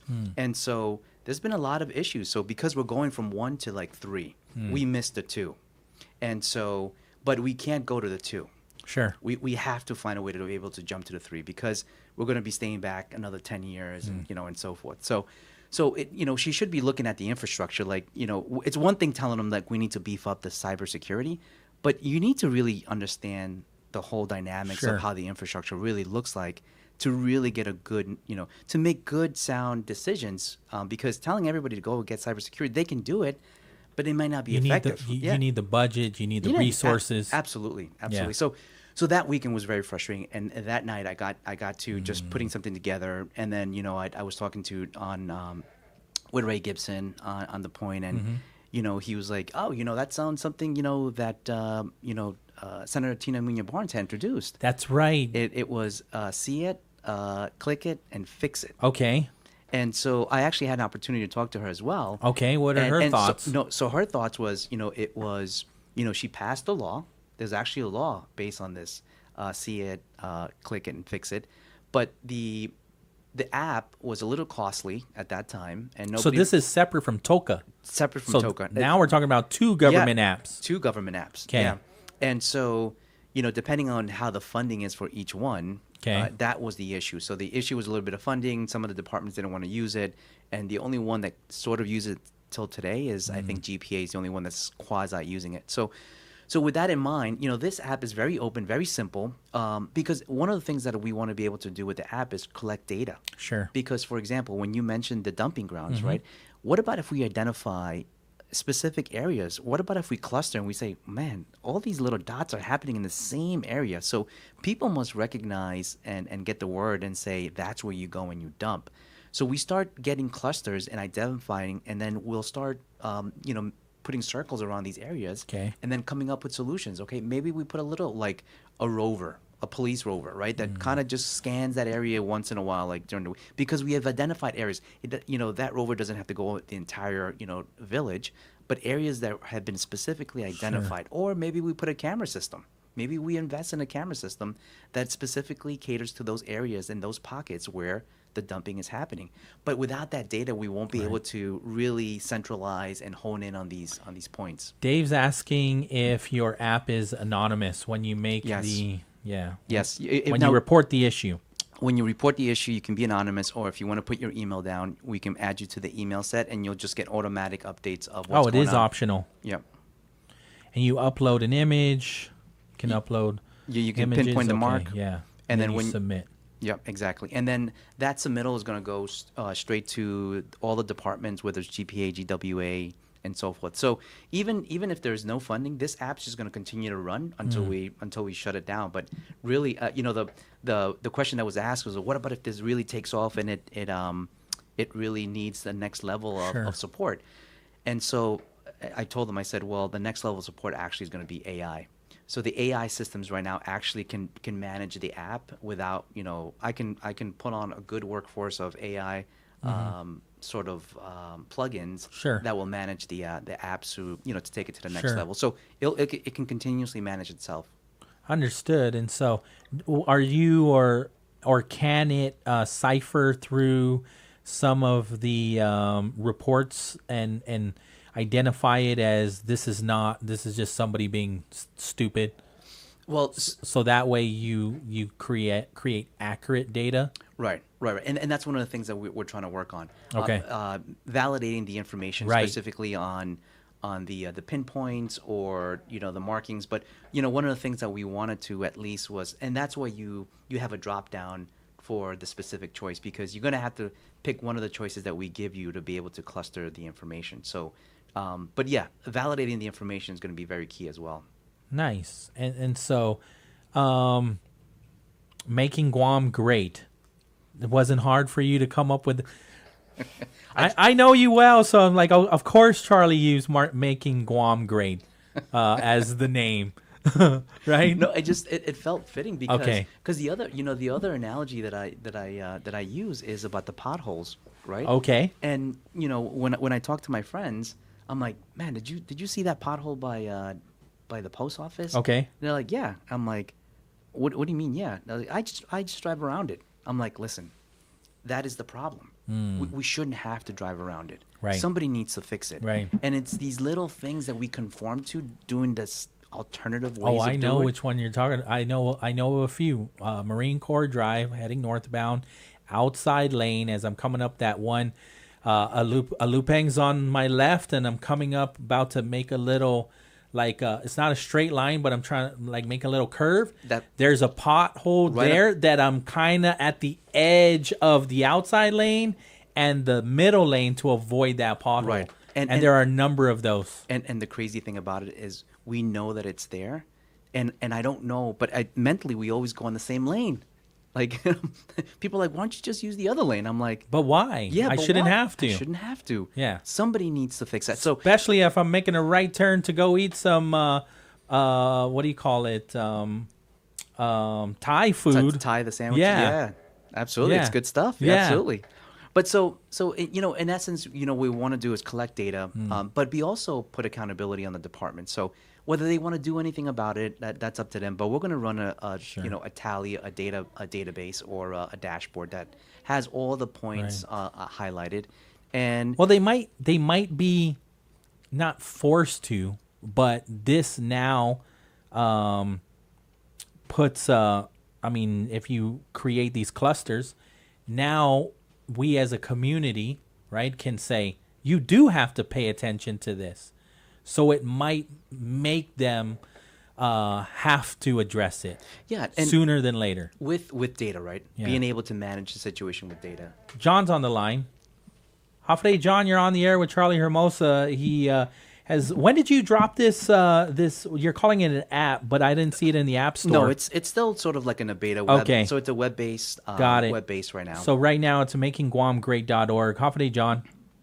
Hafa Adai, buenas. Buenas, Hey, John. man, sorry, I just chimed in. You guys are talking about potholes and all. I don't know, man, you're up and running for governor 2026, correct? That is correct. Yes, sir, man. We need people like you and potholes and all. And it's in the, what you call it, steel plates, man. We got some in Barragata that's still there. That's been there for years right across Wendy's. And like you say, why do we have to go over it, or is that around it, man, when it has to be fixed? And it's been there for 3-4 years already, man. No, So, we need people like you to, push and, get things straight and right here for the island. No, and the thing about that, it's these little things, right? Imagine the bigger things, right? If we can't get these little things right, the bigger things are even, and that's one of the things that I talk about as well is, where's all the money going, right? I mean, that's a completely different subject. I mean, that's why there's highway funds, coming in from other, like from DRT and all that stuff, right? Right. So, like, streetlight funds come from when we renew our vehicles, do our licensing, but, I mean, tell me how many streetlights you see working at 100%, some are even not even been missing even before the storm, Right. Before Mars. It's stuff like that, and maybe the government thinks it's petty or, they need more than just 1 or 2 streetlights to fix for them to make a move. But, it's for the safety for the, for the community and the patrons on the streets, Yeah, I mean, and especially for our visitors, one of the things that I made a comment was, if they go towards UOG or the new McDonald's, right? The new McDonald's is actually really nice, really beautiful, right? Amazing design. But the drive over there is terrible. You're almost like, am I in a third world country or something? Like, what's going on? Like, where am I going? Or, it's a good prime example, man, because I frequent the roads a lot down here. I know DPW is doing a lot of striping on the road. But, man, my thing is why are you guys always concentrating on Tumon, which they are there since this whole week? They've been striping the road. I mean, what about Marine Drive? I mean, there's been other places that Cam Watkins Road going to the hospital.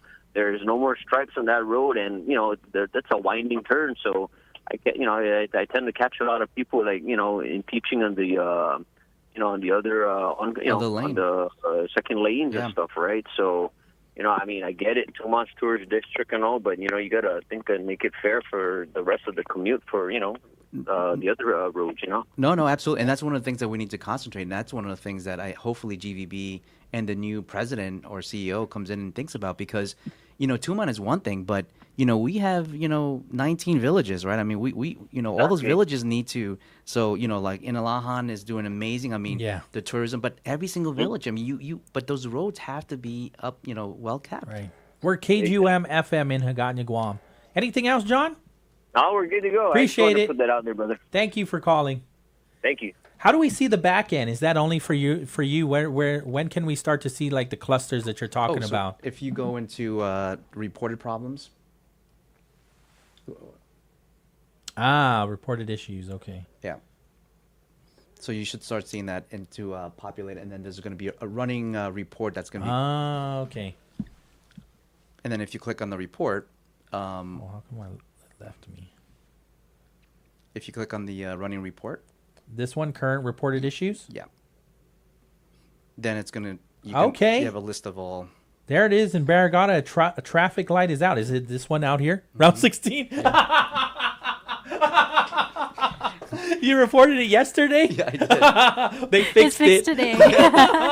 They fixed it. Yeah, and they got an email as well. So.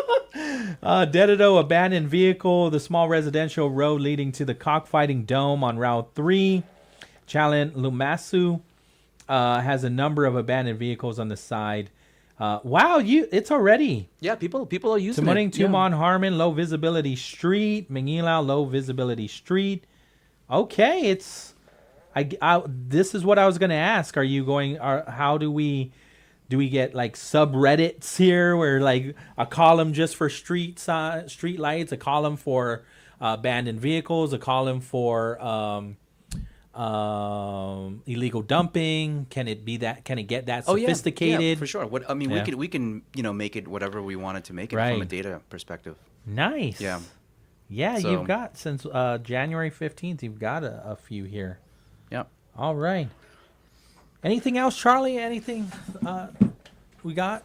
Wanna cover? I appreciate the time. Yeah, appreciate. Thank you so Yeah. much for letting us come in and talk about EcoFly, Clara M, all that good stuff that's happening, and we want to be able to Yeah. continue to push that industry. So There's always something that there's so many different topics and issues that I enjoy having a conversation with you, and then also thank you so much for introducing me to Dong. Yes, absolutely. Appreciate it. Yeah, and just I've been a fan, obviously, of yours with thank you. Clara M. Yeah.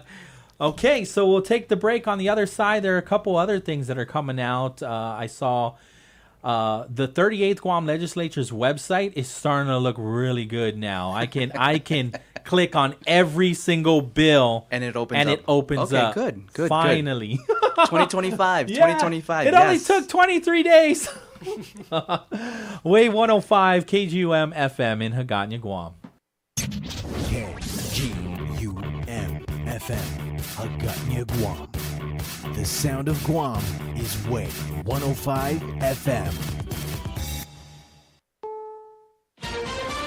This is CBS News on the Hour, sponsored by O'Reilly Auto Parts. I'm Michael Toscano. Another huge wind-driven wildfire has erupted in the mountains north of Los Angeles and Santa Clarita. L.A. County Sheriff Robert Luna on the Hughes fire. We have approximately 31,000 people affected by our evacuation orders.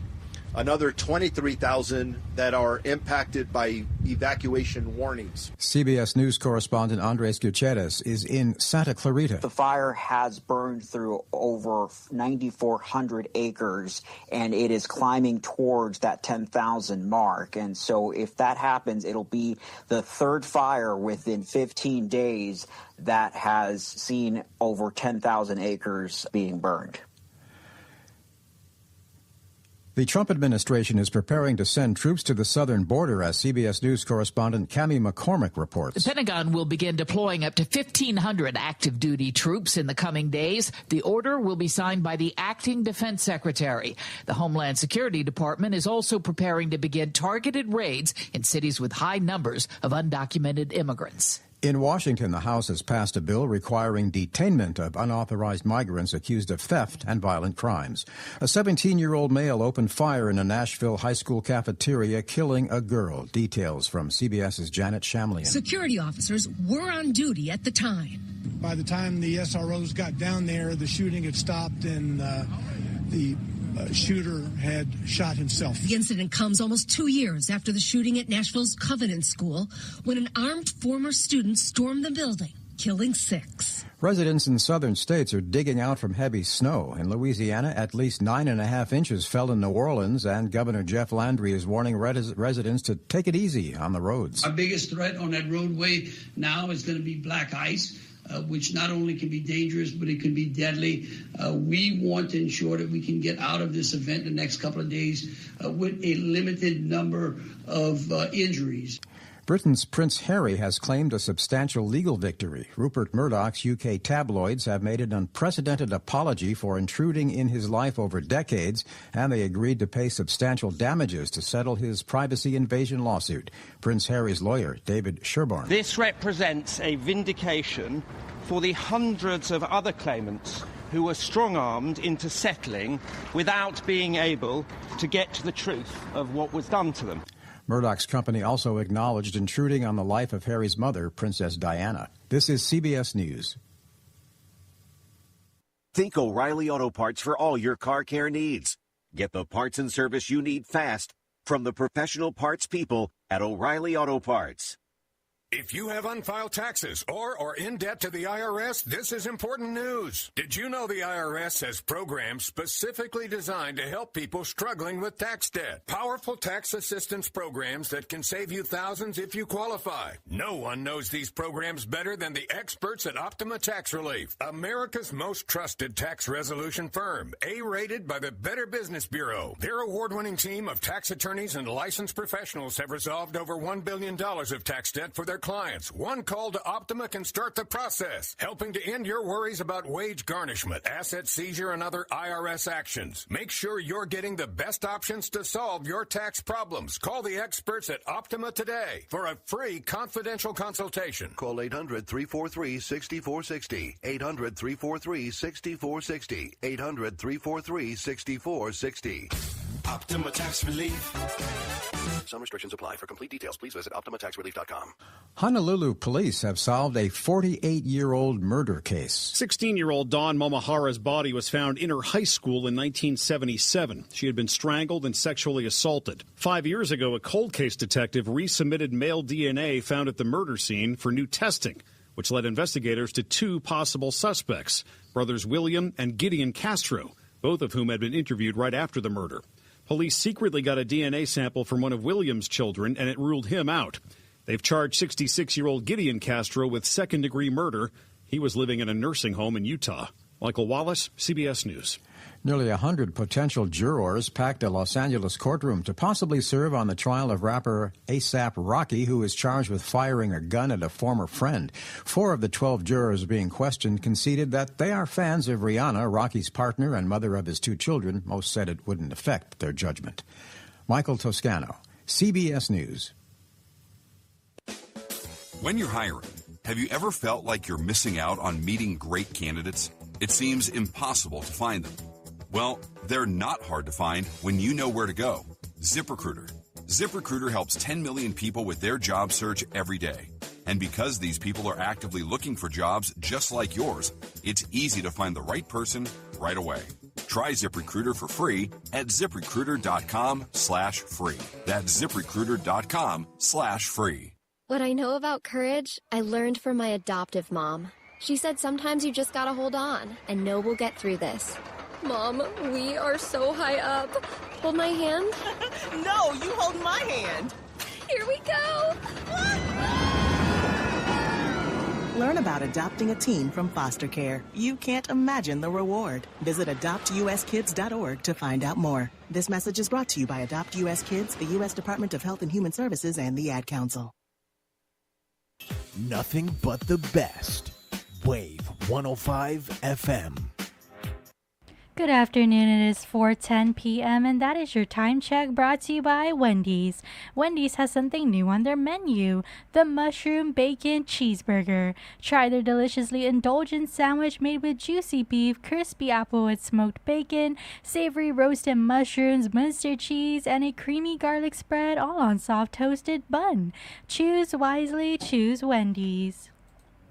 One pill can kill. Fake pills often contain fentanyl. It only takes 2 milligrams of fentanyl, equivalent to a few grains of salt, to be lethal. Fake pills are often sold on social media platforms, making them available to anyone with a smartphone. Talk early and often to youth about the dangers of misusing prescription drugs and the lethal dangers of counterfeit drugs laced with fentanyl. Stay informed, stay safe. One pill can kill. This public service announcement is brought to you by the radio stations of Glimpses Media Group, Wave 105 FM and Power 98. Start the year off right with a fresh value meal for just $8 at Subway. Choose a 6-inch sub from a select menu, add a 21-ounce Coke Zero Sugar, and a bag of baked Lay's chips, all for only $8. The $8 fresh value meal is here for a limited time only at Subway. You gotta refresh to be fresh.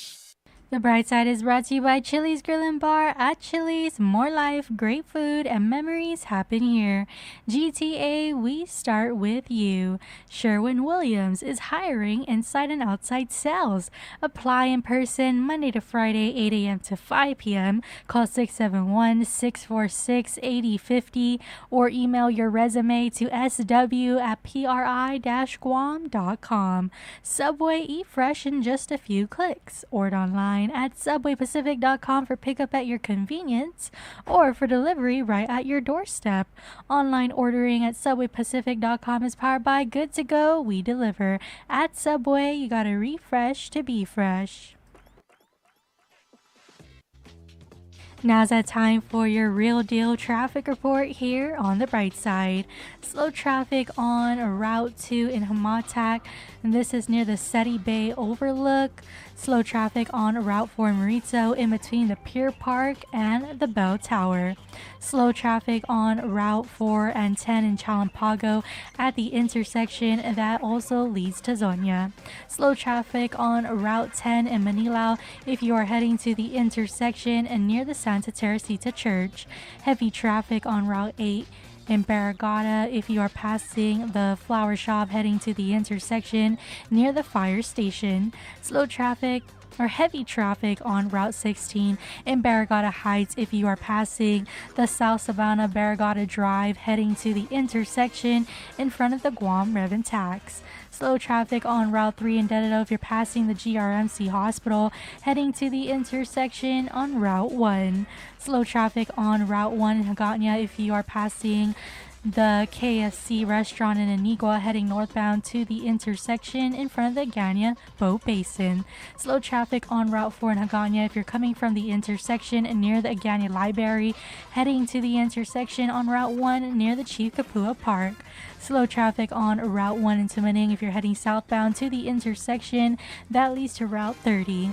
Slow traffic on Route 1 in Upper Tumon north and southbound if you are heading to the intersection that leads to Route 14. And now for your traffic advisory for the week from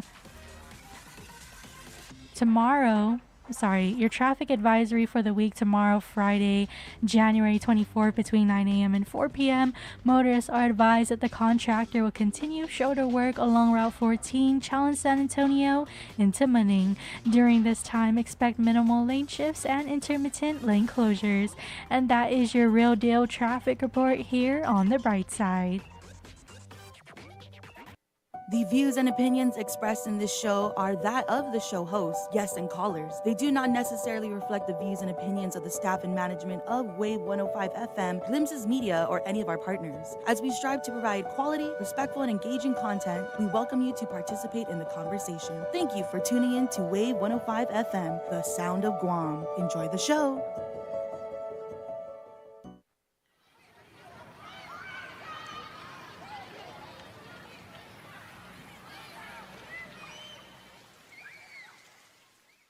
I ran into this girl the night before.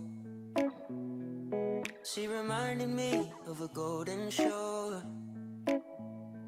She was nothing like your average girl next door. She liked DVDs, tattoos, and Paramore. She'd say, Hafa Adai, por favor. And I'd say, sad dispenser to gaigi color. She'd paint colors round the galaxies and more. I ran into this girl the night before.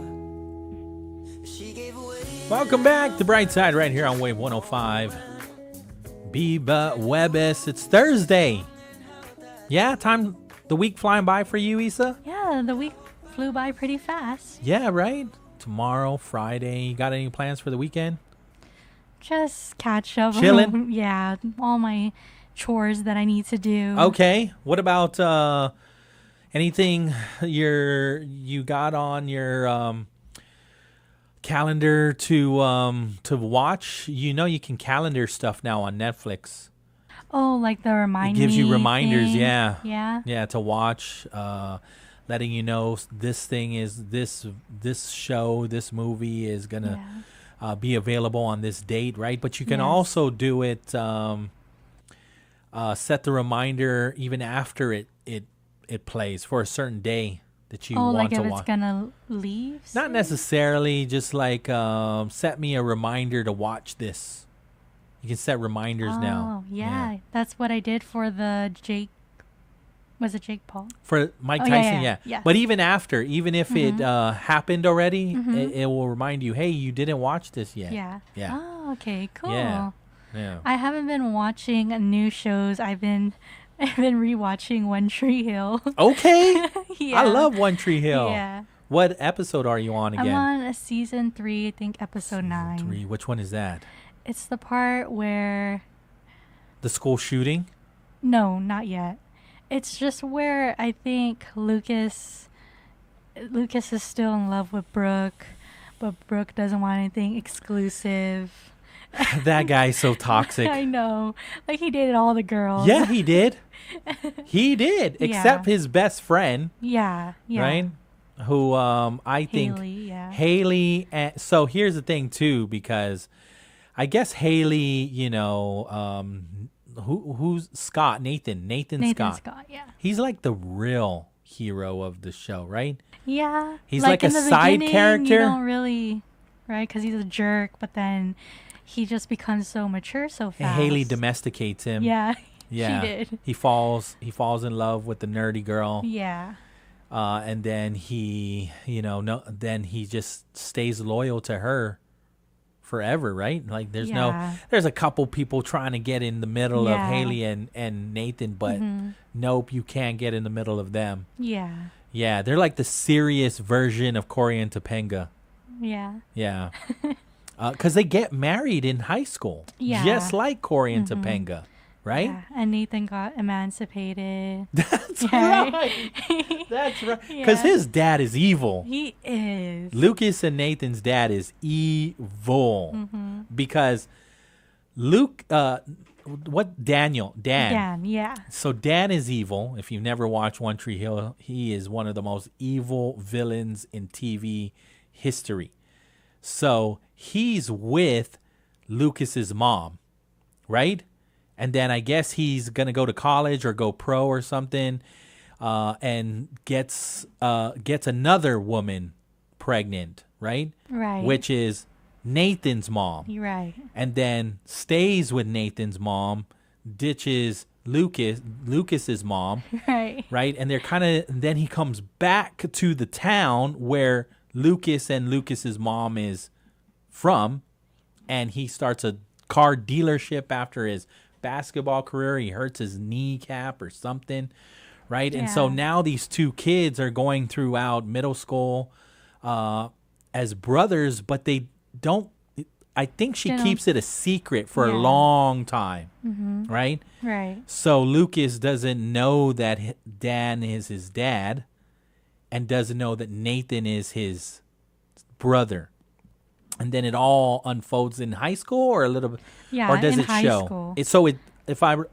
I forget. Yeah. So the mom finally tells Lucas who the dad is. Yeah, and the brother. But even though they still didn't have a relationship, right? Because Dan left Lucas and the mom. Right. Yeah. Exactly. And if you thought that was the most evil thing that Dan did, no, it's not. Dan killed his brother. Yeah, if you get in his way, he'll do anything. Dan killed his own brother. Yes. In a school. He used a school shooting to get his brother. So the brother goes in during a school shooting to, go rescue Lucas, right? See what he can do. Kevin, what's the brother's name? He's like the most Keith. This guy is the greatest hero. Like he is the epitome of somebody special on TV. He becomes a father figure to Lucas, right?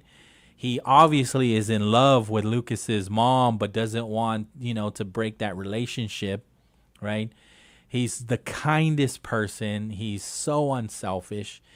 So he goes into the school. He sees the person, the student that has just issues, been bullied, depressed now, hardly goes to school.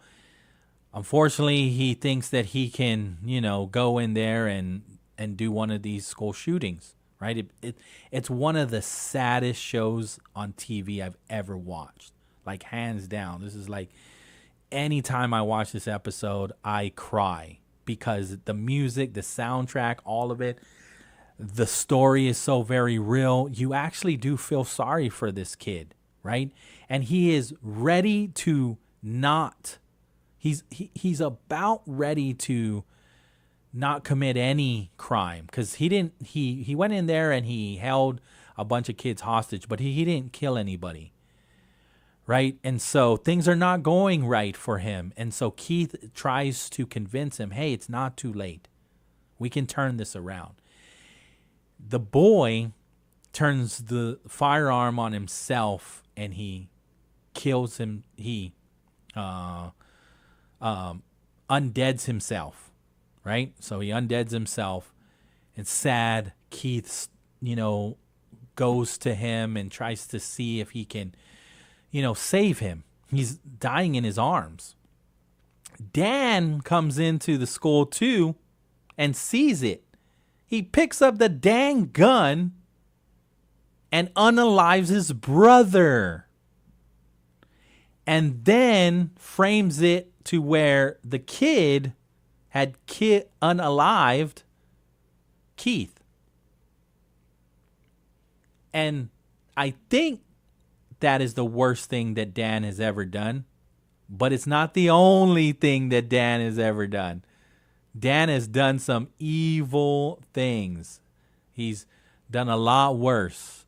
Not maybe that. I think that's the worst. He even he's set done up some a marriage, arranged marriage with Keith. Yes. Yeah, but Keith didn't even know it was a setup. No. Yeah. He's done some terrible things to Keith, to Lucas, to Nathan, to both wives. He's done some terrible things. Yeah, but so that reminds me too. So that is one of the saddest shows that I've ever watched. That episode where the kid felt isolated, watching his friends become closer, and then just,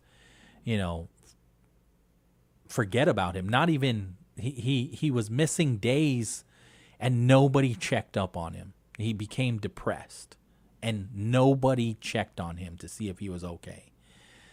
So he spiraled. So, we're talking about the firearms and suppressors, right? And I think about this. I think about both sides of an issue. And so the worry can be that somebody gets one of these suppressors, and like Senator Terlai at the time is worried, law enforcement is not going to be able to find the origin. Where did this gunshot originate from? We want to catch the perpetrator, right? But if they put a suppressor on the gun, it will quiet the bang. And so the experts and a number of people that train on a regular basis, professionals even, veterans, were testifying back in 2021 saying you will still hear it. And just like any gunshot, it's going one gunshot. It's going to be difficult to find. It can be difficult to find the origin without a suppressor, right? Like you heard one gunshot, where could it be? And it echoes throughout all of this. If it went off in this warehouse, echoes, you're not going to know the origin of the one shot. So with that, and that's without a suppressor. So you put a suppressor on, yeah, it will still be difficult. It will be difficult, not because you can't hear the sound, because it just would be.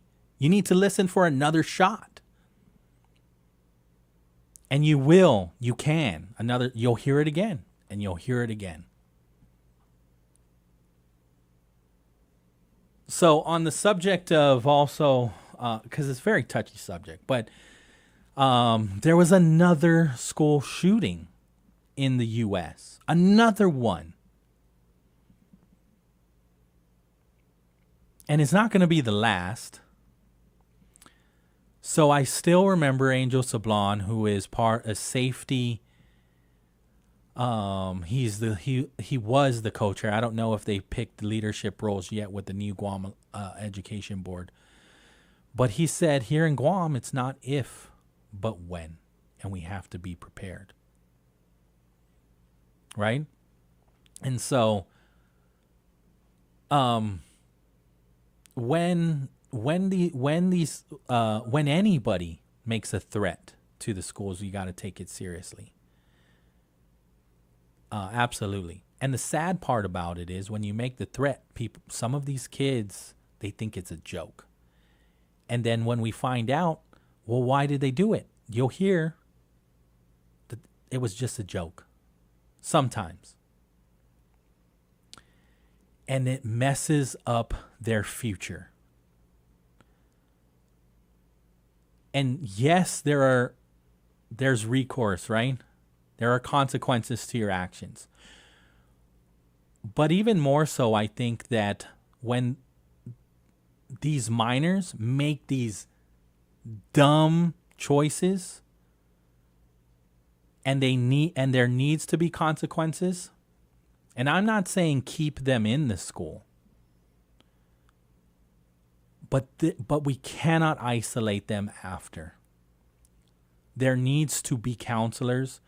There needs to be some kind of support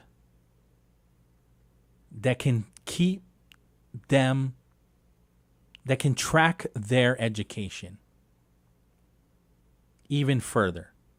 Because education is the key to a thriving economy. And I'm just talking about basic education. I'm not talking about college. We need to teach them the basic education so that they can be successful when they go out into the workforce. And so when you have a number of kids that make these dumb choices, these terrible choices, and they think they're jokes, and then they get expelled from public school. I think of schools, I don't know what it was called before, but I think there was a school that I knew about that took on troubled teens. I think it was called Trinity. And basically giving them another opportunity at just finishing their school year in an environment that provided an education. Because if they don't have that path, if there isn't anything available to them, if we simply rely on their parents to educate them now, what will happen and what has happened was they just become criminals. And they might commit a crime on me.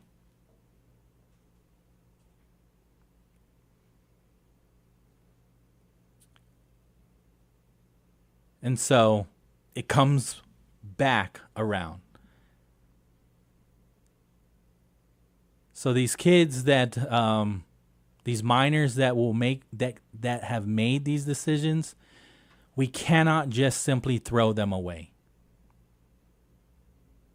Because eventually it could just, we'll see them again in an even darker light. 4:31 in the afternoon, Wave 105. We'll take the break. There's a couple releases, too, that I want to share from DRT and Department of Administration that came to the governor's office, clarifying even more on the credit card exemptions, right?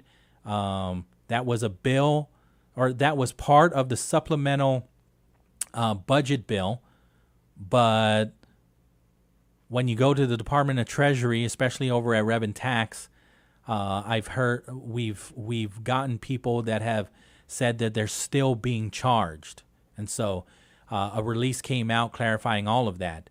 So on the other side of this break, we'll talk about that. 4:32 in the afternoon, Wave 105. Take a well-deserved break. Have a delicious oven-baked strawberry and cream pie at McDonald's today. Goes great with a McCafe iced coffee for a limited time only at McDonald's. Ba-da-ba-ba-ba. In just a few hours, nominees for the 97th Annual Academy Awards will be announced, and CBS News entertainment reporter Matt Wolf has some predictions. It is not so simple. Adrian Brody's uncompromising performance as a Jewish refugee in the period film The Brutalist, leading the pack for Best Actor nominees. There is one sin. Ray Fiennes could get his third Oscar nomination, too, for Conclave. Timothée Chalamet's performance as Bob Dylan in A Complete Unknown should get him his second Oscar nod. Everything's fine. Demi Moore gunning for her first Oscar nomination in the Best Actress race for the body horror flick The Substance. Look for Brazilian actress Fernanda Torres from the buzzy indie film I'm Still Here, and Cynthia Erivo for Wicked. Matt Wolf, CBS News. Taylor Swift and Morgan Wallen lead the 2025 iHeartRadio Music Award nominations with 10, followed by Kendrick Lamar, Sabrina Carpenter, and Post Malone with 9. Michael Toscano, CBS News. When you're hiring, have you ever felt like you're missing out on meeting great candidates? It seems impossible to find them. Well, they're not hard to find when you know where to go. ZipRecruiter. ZipRecruiter helps 10 million people with their job search every day. And because these people are actively looking for jobs just like yours, it's easy to find the right person right away. Try ZipRecruiter for free at ZipRecruiter.com/free. That's ZipRecruiter.com/free. The impact of a meal goes well beyond feeding our bodies, because feeling full can sound like this. How did the interview go? I did it! I got the job! I can't believe it! And like this. Mom, I got first place at the science fair with my volcano project. That's amazing, sweetie. Congratulations. Because when people are fed, futures are nourished, and everyone deserves to live a full life. Join the movement to end hunger at feedingamerica.org/act now. Brought to you by Feeding America and the Ad Council. McDonald's is not new to chicken. So maybe stop questioning their chicken cred and get your hands on the McCrispy. Juicy fried chicken, buttery bun, unmatched pickle to chicken ratio. Yeah, they know what they're doing. In fact, we can honestly say they're not new to chicken, they're true to chicken. The McCrispy.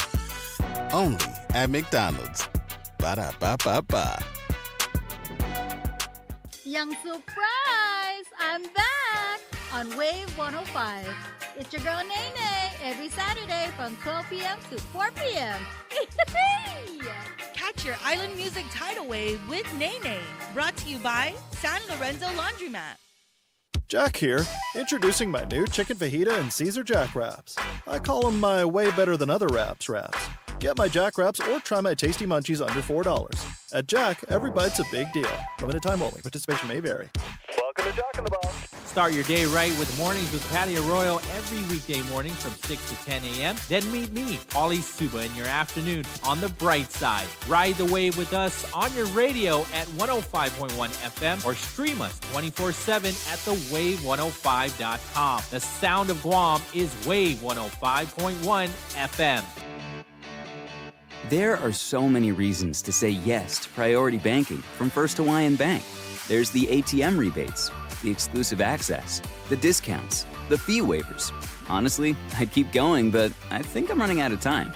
To hear more, talk to a banker or go to fhb.com/priority. It feels good to go priority. Terms and conditions apply. First Hawaiian Bank. It all starts with yes. Yo, what's up? It's me, Commander Pat. Hafa Adai, everybody. Reese the Beast here. And we got a little show called The Morning Blender. We want you to tune in every weekday from 6 a.m. till 10 a.m. That's right. Lots of chances to win. We got lots of things to talk about. And, of course, your favorite topics like what's your favorite tomorrow food? Duh, everything. So be sure you tune in Monday through Friday, 6 to 10 a.m. on the station Powering Your Day. Power 98. Thanks to our friends at GTA, Burger King, the Agania Shopping Center, Pat Stinting Detailing, Lysol, What It Takes to Protect, Chili's, and Subway.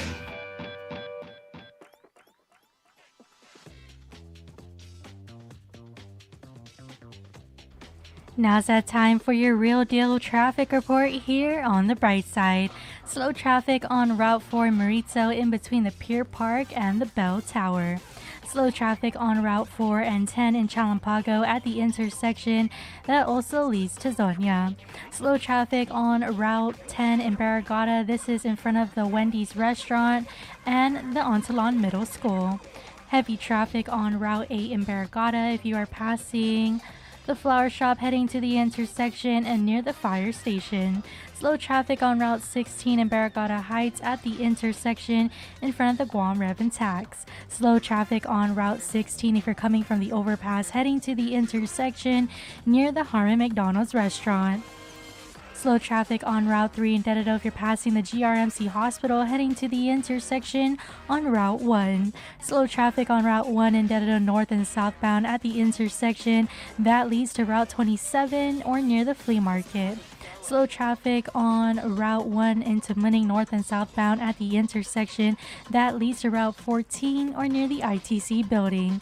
Slow traffic on Route 14B into Munning if you are trying to make your way to the intersection on Route 1. Slow traffic on Route 1 to Munning northbound if you are heading to the intersection near the John F. Kennedy High School. And now for your traffic advisory for the week. Tomorrow, Friday, January 24th, between 9 a.m. and 4 p.m., motorists are advised that the contractor will continue shoulder work along Route 14, Challenge San Antonio into Munning. During this time, expect minimal lane shifts and intermittent lane closures. And that is your real deal traffic report here on the Bright Side. The views and opinions expressed in this show are that of the show host, guests, and callers. They do not necessarily reflect the views and opinions of the staff and management of Wave 105 FM, Glimpses Media, or any of our partners. As we strive to provide quality, respectful, and engaging content, we welcome you to participate in the conversation. Thank you for tuning in to Wave 105 FM, the sound of Guam. Enjoy the show.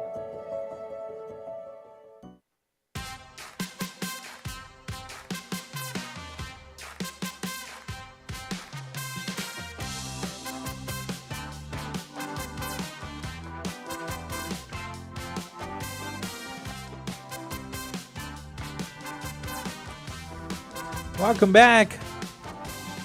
The Bright Side right here on Wave 105, 671-922-1051 or 1052. Okay, so the release comes out from Department of Administration, and I had a conversation with Senator Joseph Augustine, right? Because he wrote a letter to the director, Ed Byrne, and said, listen, we gave y'all the money through the supplemental budget bill to pay for all the credit card fees for fiscal year 2025. So why are people still being charged credit card fees? And so we've got an update from DOA. And so Public Law 37-135 appropriated $4,710,443, $4.7 million to DOA for the sole purpose of paying credit card fees for individual payers in fiscal year 2025. So the law was enacted on November 6th, and since the fiscal year 2025 budget was enacted without such provision, fees paid from October 1st to November 5th of 2024 will remain chargeable. So you're not going to get a refund if you were charged a credit card fee at the department from the Guam Treasury from October 1st to November 5th. Effective today, payments by individual payers at the Treasurer of Guam credit card terminals will not include credit card fees. For business payers, fees will continue to be charged. Individual payers will be reimbursed for fees charged between November 6th and January 23.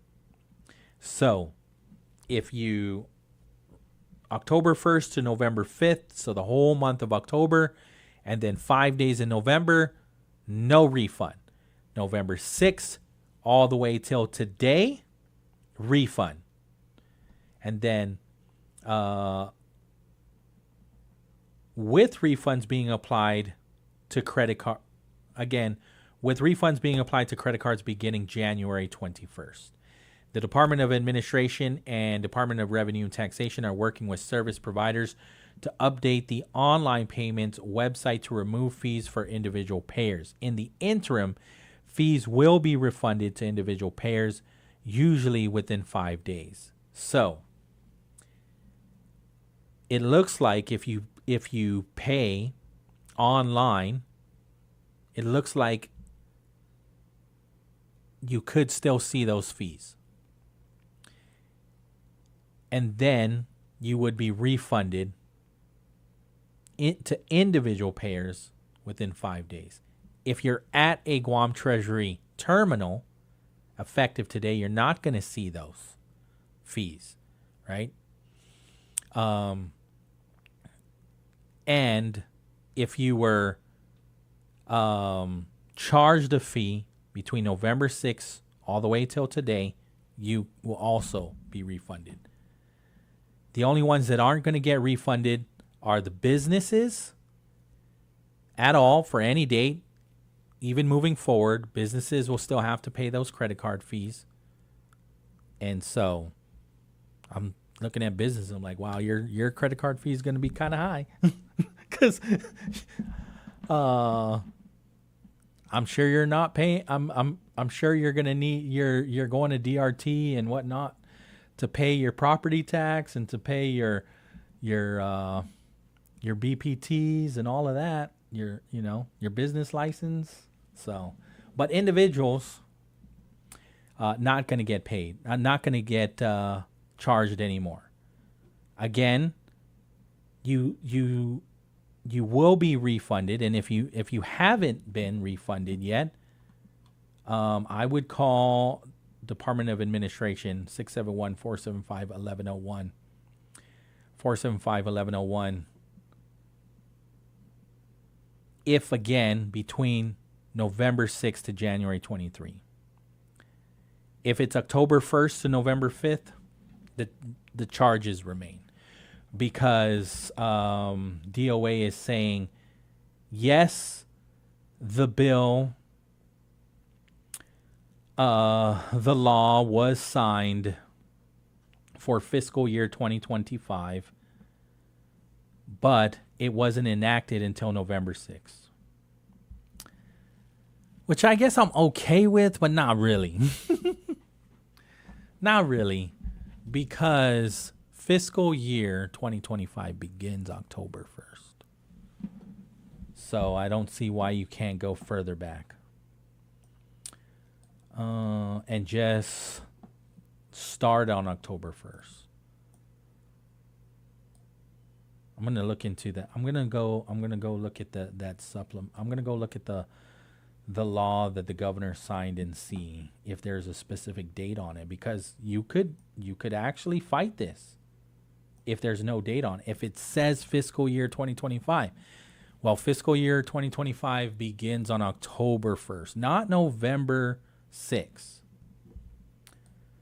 Okay, let's see here.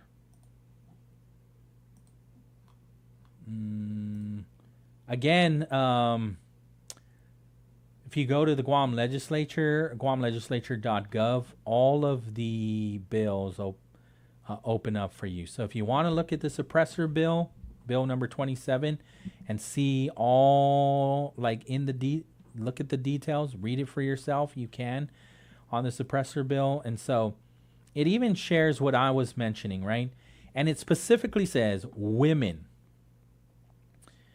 There's a part here where the legislature finds legislatura en Guam further recognizes that safe and responsible firearm usage requires a regular training and practice, and that the incorporation of suppressors during such practice can substantially reduce the harmful noise impact on users' hearing. And remember, back in 2021, I even shared it earlier on the show, Mr. Knox Williams, the president of American Suppressor Association, quoted a number of different agencies and organizations, including OSHA, that have been quoted on the record stating exactly that suppressors are the only true equipment that can safely protect your ears. And so here, suppressors during such practice can substantially reduce the harmful noise impact on users' hearing. Data shows that many women who have experienced domestic violence may choose to possess a firearm for personal protection as a means to regain a sense of control and security. These women should be afforded the safest possible environment in which to practice without risking permanent hearing damage. They also they even give a source here, Violence Against Women 2003. Legalizing and regulating suppressors would allow firearm owners, including survivors of domestic violence, to benefit from advanced noise reduction technology while continuing to adhere to public safety regulations already in place for firearms ownership, possession, and usage. It even talks about the ownership of certain firearms that are prohibited. So it will tell you machine guns are still prohibited. Submachine guns are still prohibited. Automatic rifles, right? And then it talks about the permits. Any person who qualifies under this chapter may lawfully own, possess, use, or carry any rifle, shotgun, pistol, or revolver not prohibited by subsection 60102, subject to the conditions and penalties provided in this chapter. And then it adds in mufflers, silencers, or devices for deadening the sound of discharge firearms are permitted, provided that the specifications, purchase, ownership, and possession of the device complies with applicable federal laws, rules, and regulations. Somebody's on the line? Yeah, Joe Malik. Joe Malik, Hafa Adai, senor. Do you got your suppressor on your AK? I'm trying to figure out the picture where I can show you the route.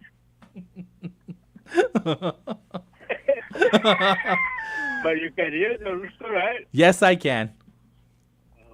I'm down at the ranch, Hungen. and I'm gonna bushcart. Where, NASA again? No, down here at the ranch. Okay, good. Let me, if I don't make a mistake, I'll call you back.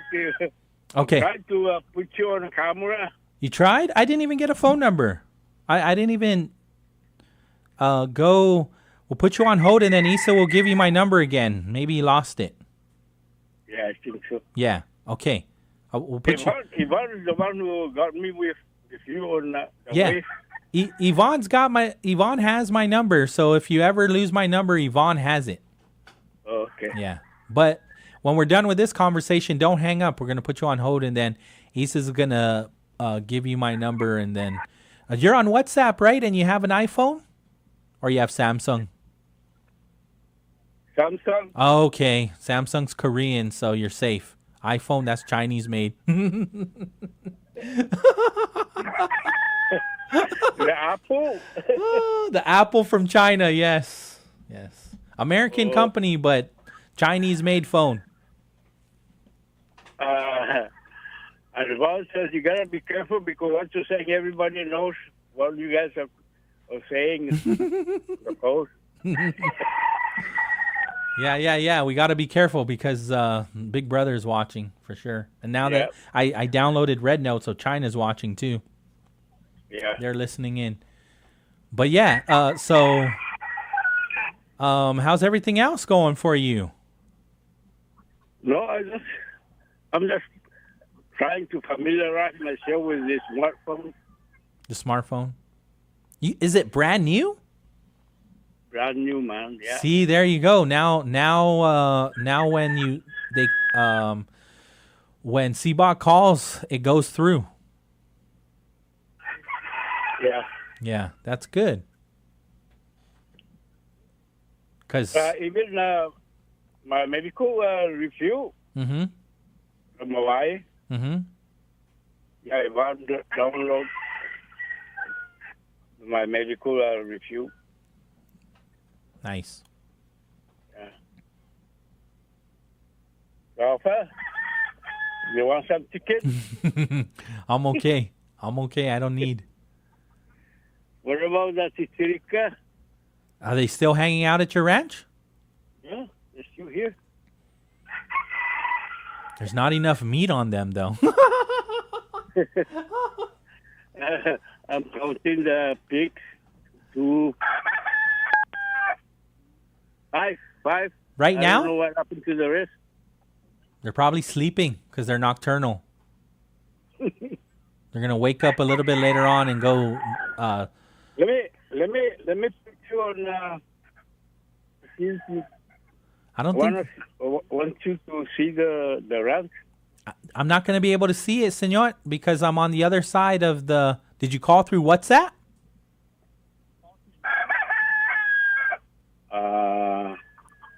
Okay, I'm gonna put you on hold. Issa's gonna give you my number, and then call my phone number, through the what do you call it? The FaceTime, right? Video call me, and then I'll show our audience what your ranch looks like. Yeah, but don't show them the street because I don't want them trying to find out your ranch and go check it out when you're not around. So don't show them the license plate of your truck. Don't show them the street. Only just show them like the chickens and the fruit. Don't even show them the pig because you're providing your what is the word when you house a felon? What's the there's a I was listening on that drone. Yeah. So what do you use? What do you use not showing the pig? Yeah, they can hunt pig. They can. I was gonna call how much the drone? How much? I don't know. Hundreds. Maybe like thousands. For the really good ones. I never asked Charlie. But you should have a certification though. You should be legit at this point because it's FAA regulated. Yeah. Yeah, I was listening on my touch to radio. You gotta go training or classes. Right. Qualify. Yes. Qualify because the FAA has to be authorized. Mm-hmm. Yeah. Absolutely. And it's only a certain area. Yes. Where you can man there's a fire inside the mountain. Oh yeah? Yeah. That's fire. Which this fire is between Yumadak and I think Marisu is on fire also, the grass fire on top of the mountain. No. Marisu Mountain. Is that the area where they plant trees? No. They do a lot this of one is way over between, Asgodal. How close is it to Asgodal? Oh, it's very far. Okay, the watershed area. From the ranch. Mm-hmm. Where I'm at, it's about probably 5 or 6 miles. Okay. Walking distance. I was wondering who burned that grass fire way up on the mountain. The humans did. The humans did it. Yeah. Yeah, it ain't the pigs. It's not the chicharica. Oh, man, that's a big grass fire. Really? Yeah. It reminds me of LA, California. That's sad. Yeah. Yeah. Hey, what do you think? I'm curious. Your thoughts. You know how how LA they were using inmates to fight fires who apparently, I guess there's a lot of firefighters in California breaking laws and going to jail, and so they said, "Hey, you're a firefighter, come out and help us fight this fire." And so they did, and they were even paying them. So what are your thoughts on using inmates even more so, doing maintenance at schools on weekends? I mean, you're a law enforcement officer. What do you think about that concept of utilizing our inmates more for things like maintenance work and painting buildings and all kinds of stuff? If an inmate is halfway on a halfway house, in other words, they're only waiting for 1 year to serve. Sure. The trustee, they call them trustee. Because they're not. They can use those guys. I think they already do. Side of the road. Yeah. Pick up trash.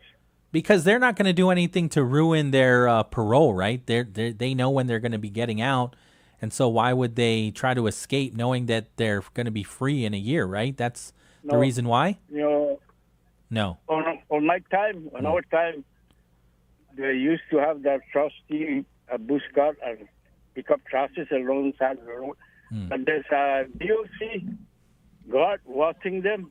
Yes, absolutely. And on a government vehicle, not a private vehicle, or a government vehicle. Right. What about detainees? What do you think about detainees? People that have been charged with the crime but haven't had their day in court yet. No, they have to wait until the adults make a decision. They cannot just release them because No, I'm not saying release. I'm saying go and do work. Go and do maintenance. Again, when students aren't in, go and clean buildings, pick up trash, whatnot, right? Paint, government buildings, all of that stuff. Plant trees even. Because it has to be approved by the legislature and also the governor. No, I get all that. I'm just wondering what's your take on it. Do you think that would work out, or they should think about that? Because technically they're innocent until proven guilty. Make those guys do something. Yeah. Because people, the mayor has their own crew. Mm-hmm. Bush cutting and clearing and also picking up trashes around the side of the road. Mm-hmm. But on an area like Agana, Tamuning, close by DOC, they can use those guys. You can be assigned to watch them. Yeah. The other side of the coin is the community's concern, like, they might be too close to the mall, to office buildings, to people's place of work. They might not feel as safe knowing that right outside, yes, they're picking up trash, yes, there's a guard there, but those people are, detainees, and again, still innocent until proven guilty, but there's still going to be that kind of concern from the community, right? What they do is they reduce the sentence. Yeah. Doing community service. Yeah. Or credit their confinement or their sentencing for doing a community service. Mm-hmm. Yeah. Joe Malik, I'm going to put you on hold, okay? Don't hang up. We're going to put you on hold, okay. And Issa's going to get your phone, give you my phone number, okay? Okay. So you can save it in your new Samsung.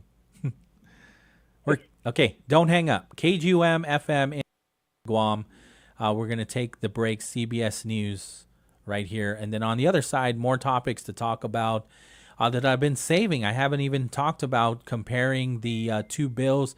Speaker Therese Talai has a bill, what to do with the public health building in Manilao, and then also Vice Speaker Tina Rose Munoz Barnes, right? She has a separate bill.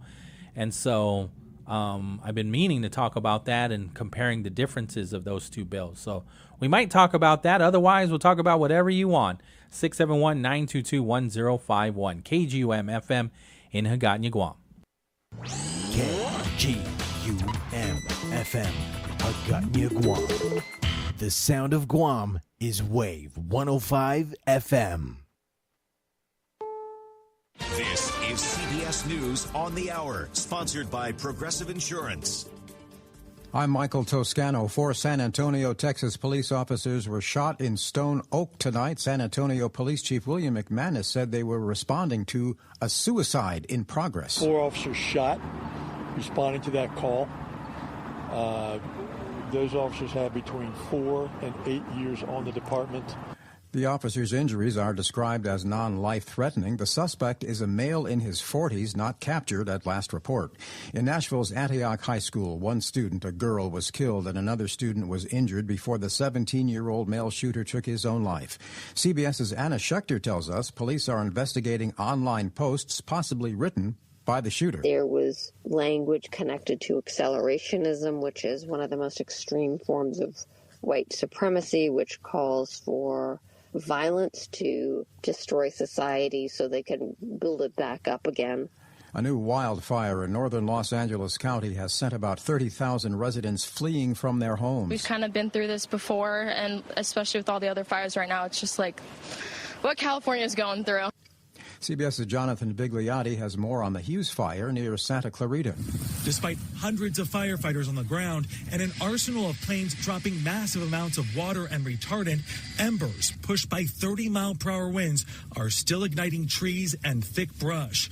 This grew from a small vegetation fire to more than 5,000 acres in just 2 hours. Snow cleanup continues in southern states. Louisiana Governor Jeff Landry has a warning for residents who are maybe not familiar with severe winter weather. Do not use your gas or electric stoves to heat your homes. They're not designed for that. Ensure that you have a working smoke detector and carbon monoxide detector. So again, if you hadn't checked it, check it again. The House has passed the Lake and Riley Act, which requires unauthorized migrants accused of theft and violent crimes to be detained. It marks the first legislation President Trump will sign from this Congress. This was a gross miscarriage of common sense to allow people to come in. And I believe the number is 21 million people, and a large percentage of them are criminals.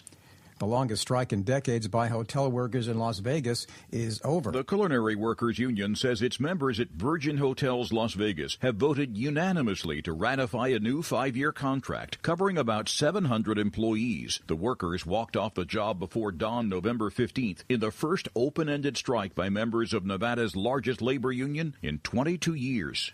Christopher Cruz reporting. This is CBS News.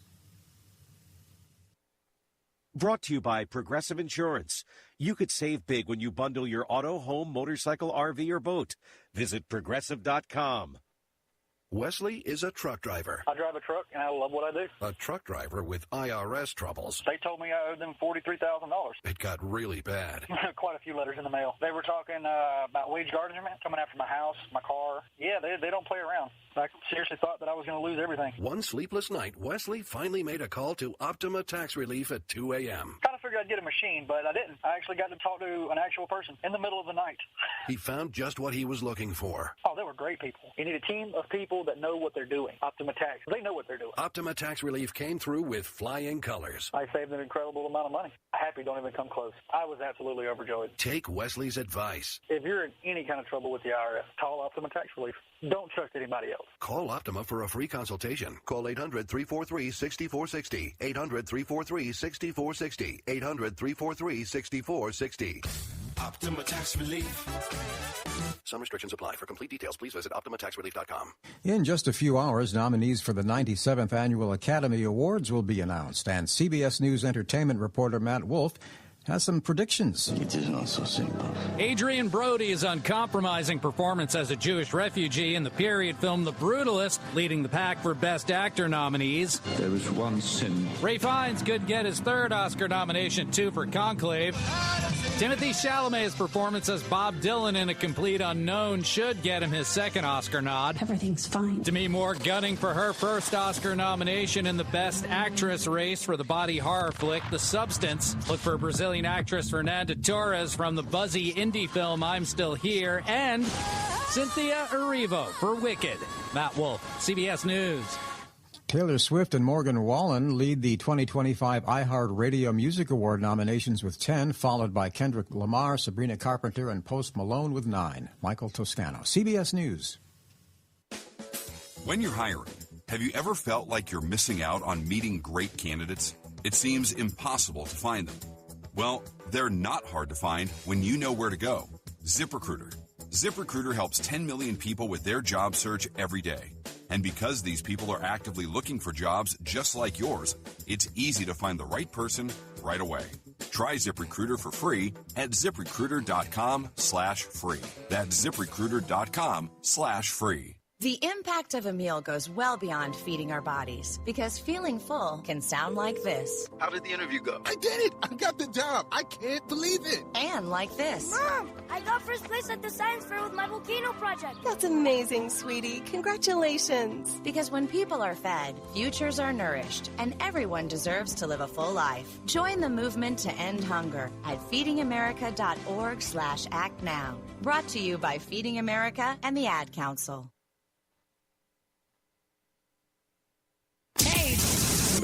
more of what you need. Wave 105 FM. Good afternoon. It is 5:07 p.m. and that is your time check brought to you by Wendy's. Wendy's has something new on their menu, the mushroom bacon cheeseburger.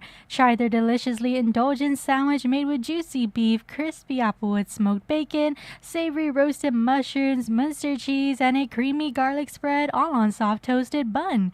Choose wisely, choose Wendy's. Buenos Hafa Adai. EduQuentus is now every Thursday from 10 a.m. to 11 a.m. Tune in at 105.1 Wave FM to listen to EduQuentus. EduQuentus is a special initiative by Guam Department of Education dedicated to shining the light on the incredible achievements of our students, teachers, and staff. Once again, join us on Thursday from 10 a.m. to 11 a.m. on Wave 105.1, the sound of Guam. There are so many reasons to say yes to priority banking from First Hawaiian Bank. There's the ATM rebates, the exclusive access, the discounts, the fee waivers. Honestly, I'd keep going, but I think I'm running out of time. To hear more, talk to a banker or go to fhb.com/priority. It feels good to go priority. Terms and conditions apply. First Hawaiian Bank. It all starts with yes. The Bright Side is brought to you by Chili's Grill and Bar. At Chili's, more life, great food, and memories happen here. GTA, we start with you. Sherwin-Williams, ready for a fresh start? Sherwin-Williams is hiring inside and outside sales. Visit us in person Monday to Friday, 8 a.m. to 5 p.m. Call 671-646-8050 or email your resume to sw@pri-guam.com. Join our team today. Subway, eat fresh in just a few clicks. Order online at subwaypacific.com for pickup at your convenience or for delivery right at your doorstep. Online ordering at subwaypacific.com is powered by Good to Go. We deliver. At Subway, you gotta refresh to be fresh. Now's that time for your real deal traffic report here on the Bright Side. Slow traffic on Route 4, and this is in between the Bear Rock and the Inaran Pool. Slow traffic on Route 4 and 10 in Chalampago. If you're trying to make your way to the intersection, that also leads to Zotnia. Slow traffic on Route 4 in Chalampago. If you are heading to the intersection, that leads to Mai Road or Santa Cruz Drive. Slow traffic on Route 10 and 32 in Manila if you're heading to the intersection and near the McDonald's restaurant. Slow traffic on Route 3 in Dededo if you are passing the GRMC hospital heading to the intersection on Route 1. Slow traffic on Route 1 in Dededo north and southbound at the intersections that leads to Route 27A or Route 27 and near the flea market. Slow traffic on Route 1 in Adelute north and southbound at the intersection in front of the governor's office. Slow traffic on Route 1 into Maning if you are heading southbound to the intersection that leads to Route 30 or Route 14 near the ITC building. Slow traffic on Route 10A into Maning if you're coming from the intersection on Route 1 heading to the intersection in front of the Guam airport. Slow traffic on Route 1 into Maning if you're heading northbound to the intersection and near the John F. Kennedy High School. And now for your traffic advisory for the week. Tomorrow, Friday, January 24th, between 9 a.m. and 4 p.m., motorists are advised that the contractor will continue shoulder work along Route 14B and on the sidewalk into Maning. During this time, expect minimal lane shifts and intermittent lane closures. And that is your real deal traffic report here on the Bright Side. The views and opinions expressed in this show are that of the show hosts, guests, and callers. They do not necessarily reflect the views and opinions of the staff and management of Wave 105 FM, Glimpses Media, or any of our partners. As we strive to provide quality, respectful, and engaging content, we welcome you to participate in the conversation. Thank you for tuning in to Wave 105 FM, the sound of Guam. Enjoy the show. ISLA Guam Guam is where I'm from. Tautanuita Motor, kingdom of our people. Guam, island in the sun. From Jigo to Malesu, this land is all that we know. I said this land is all that we know. Welcome back, 5:12 in the afternoon. It's the bright side. From Jigo to Malesu, 671-922-1051 or 1052. We're online, thewave105.com, and our YouTube channel, Wave 105.1 FM Guam. And welcome to everybody tuned in on our traditional radio in their vehicles as they're getting off of work. It is officially the 5 o'clock rush hour, right? And so I'm being sent some links here because we were talking about firefighters. And,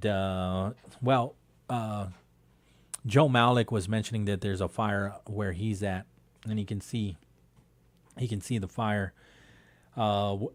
near his ranch a couple miles away, but he can see the smoke, right? And so I was asking him what are his thoughts about using inmates like that here in Guam.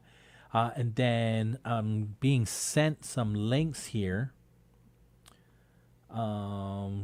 giving me more insight. And so one of the links that I'm able to open up is from firehouse.com. And it talks about 13 women trained to battle wildfires graduated in the San Bernardino County on Monday. It's the country's, this article is back in 2015. Country's first county female inmate fire crew ready for duty. The first such female county crew in the nation to assist firefighters during wildfires. And so they're training inmates to do this. It's not like, so I was like, were these people firefighters before they went to jail? Were they the ones starting the fires? They're like, we caught you. Go to jail. Okay, we need your help now. Come out of jail and help us with these fires. No, they're actually being trained. This is cool. So the women graduated from the training program during a ceremony Monday. This was a long time ago, 2015. The 13-member hand crew, also known as the Glen Helen Crew 15-9, started their training in July with 8 weeks of initial training in wildland fire suppression techniques, along with the basic incident command system, first aid, CPR, confined space awareness, chainsaw operations, and small engine and facility repair. And so the sheriff, John McMahon, this is kind of why I kind of want a sheriff here in Guam. You know, because the sheriff, if you have an elected sheriff, and the Republican Party, that was one of their promises. I'm waiting for you. Are we going to introduce that bill to have a sheriff here? So then they're, independent. And so sometimes the sheriff does oversee the incarcerations too. So he says to be considered. This sheriff, John McMahon, to be considered for the crew, the inmate must be a low-level offender, no criminal history of violence, sexual, or serious violations. Must have 15 to 8 months sentence left to serve, okay, like what Joe Malik was saying. No documented gang affiliation, no prisoner prior discipline, and must not be a flight risk. In May 2013, the first male hand crew began their academy with 15 members ready to respond in 2013. Since that time, the male inmate crew has grown to 34, and with the addition of 13 women who graduated Monday, inmate hand crews are available to serve the citizens of this country. Said, I am very proud of the accomplishments made by each and every one of the women sitting before you this afternoon. The hand crew's main objective is to assist with local fuels reduction programs and chipping operations, assisting other county departments in meeting their mission in a cost-effective manner, saving the county an estimated $1 million per year. The crew also responds to fire suppression incidents as well as other types of emergency operations such as sandbagging. Very cool. There's another story that I was able to load too. This is from Al Jazeera. Why are California inmates deployed to help fight LA wildfires? And so hundreds of California prison inmates have joined firefighters in efforts to combat the ongoing LA wildfires. This came out on January 13th of this year. Fire crews are racing to put out two of the biggest wildfires, Palisades, before the return of the high-speed Santa Ana winds. The dry Santa Ana winds blowing from inland towards the coast fueled the initial fire. I'm looking for, what role do inmates play in the California's wildfire response? In prison, people are a contingent of the crews working to put out LA's huge fires, but their role is different from that of other firefighters on the front lines. Inmates wear distinctive orange uniforms, and instead of using hoses or water, they use hand tools to aid in fire suppression and also support other emergency workers. 2 days are docked off their sentence for each day they support fire crews, and this is according to the prison agency. Additionally, the inmates work with fire crews paves a path for potential job opportunities after their release, including advanced training and criminal record expungement, the agency's website states. However, prison reform activists say inmates often don't find work in the field upon release because their criminal record remains intact. California has relied on prisoner firefighters since 1915, when a program was created for inmates to work on meaningful projects. The agency states on its website that inmates were especially used to combat fires after World War II, when many fire department officials were depleted. Nearly 950 prison firefighters have now been deployed to contain the fires. Again, as of January, that might have increased, but as of January 7th.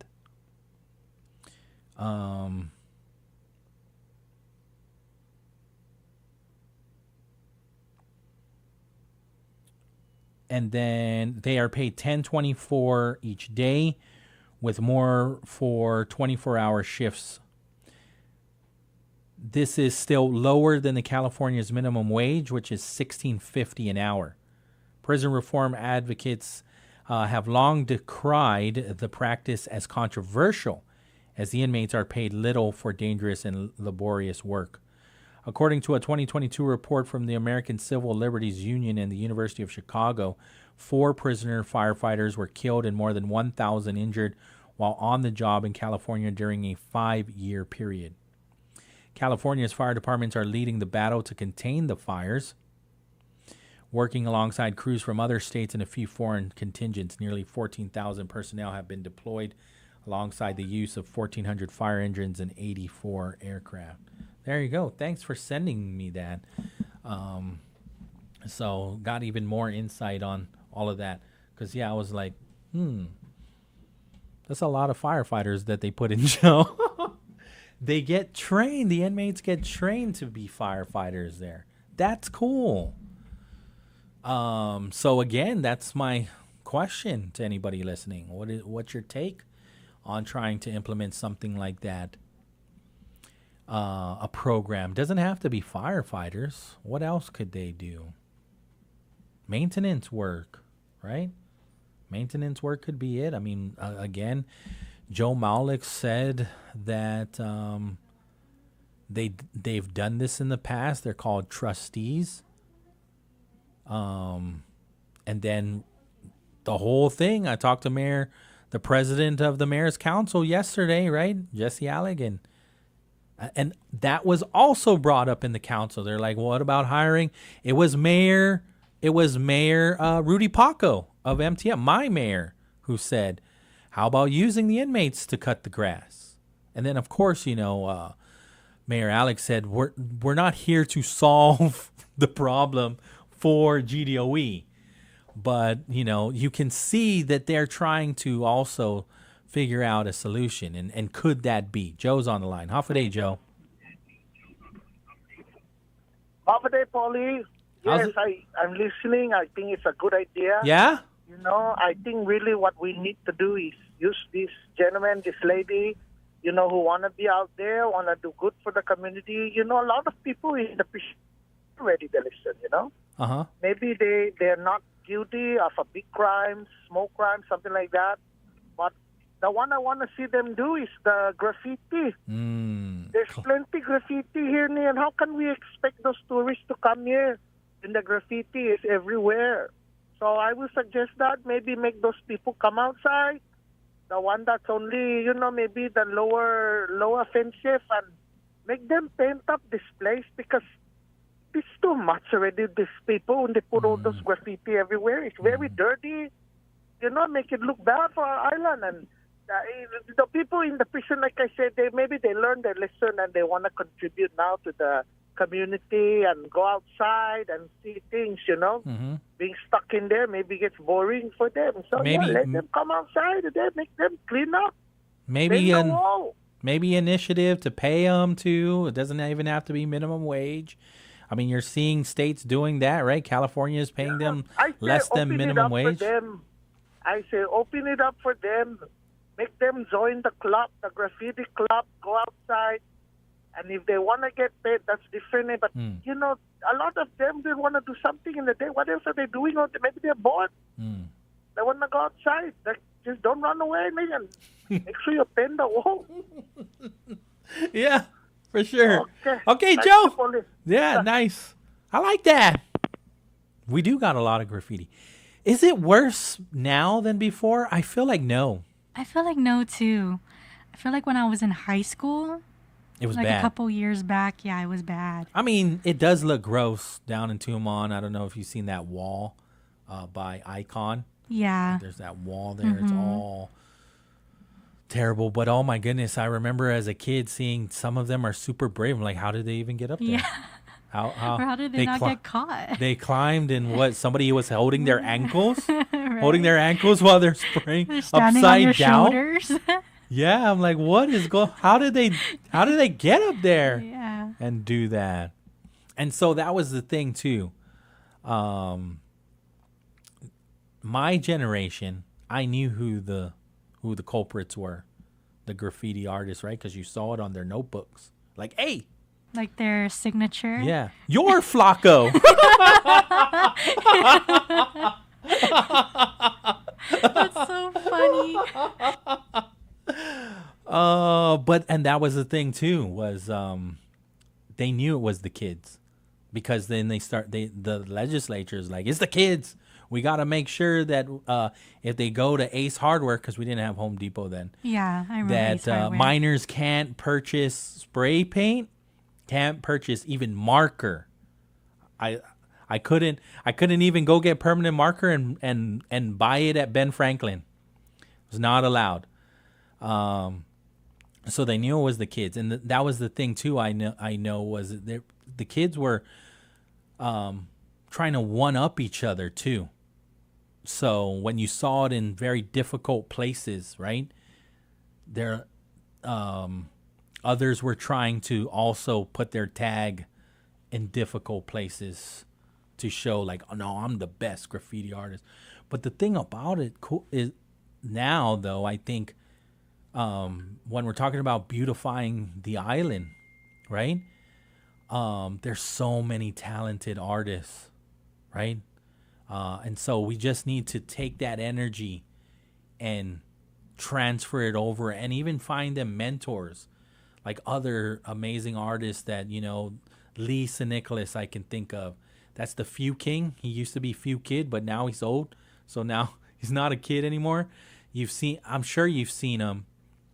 He's the Kobe Bryant mural. That's him, Lee Nicholas. He's almost at like every hotel. When you come out of the airport, on the left-hand side, it's like the Hafa Adai mural, right? When you walk right out, that's him. Mm-hmm. That's Lisa Nicholas. Yeah, and so I don't think we need to even go out and bring other artists off island, which we've done in the past. There's a great, an amazing artist. I forgot his name. I was able to interview him.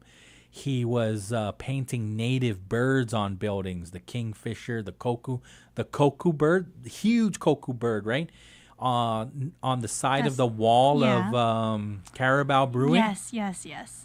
That's an off-island artist.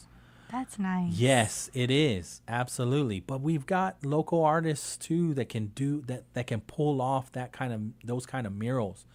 So I don't think we even need to go outside, right? And we'll showcase our local talent. And there's a couple murals that need to get replaced, right? That you know, the weather is just what it is. And so some of our murals need to be replaced and like repainted. JFK's got some really good murals. That little girl, her hair like kind of blends into the building. Yeah. Yeah, John F. Kennedy himself, right? So they've got some really good murals. But yeah, Joe's correct. I think there it is, that we can use the inmates to apparently Joe don't want to pay them, but but we don't have to pay them. You know, there's plenty of work to go around.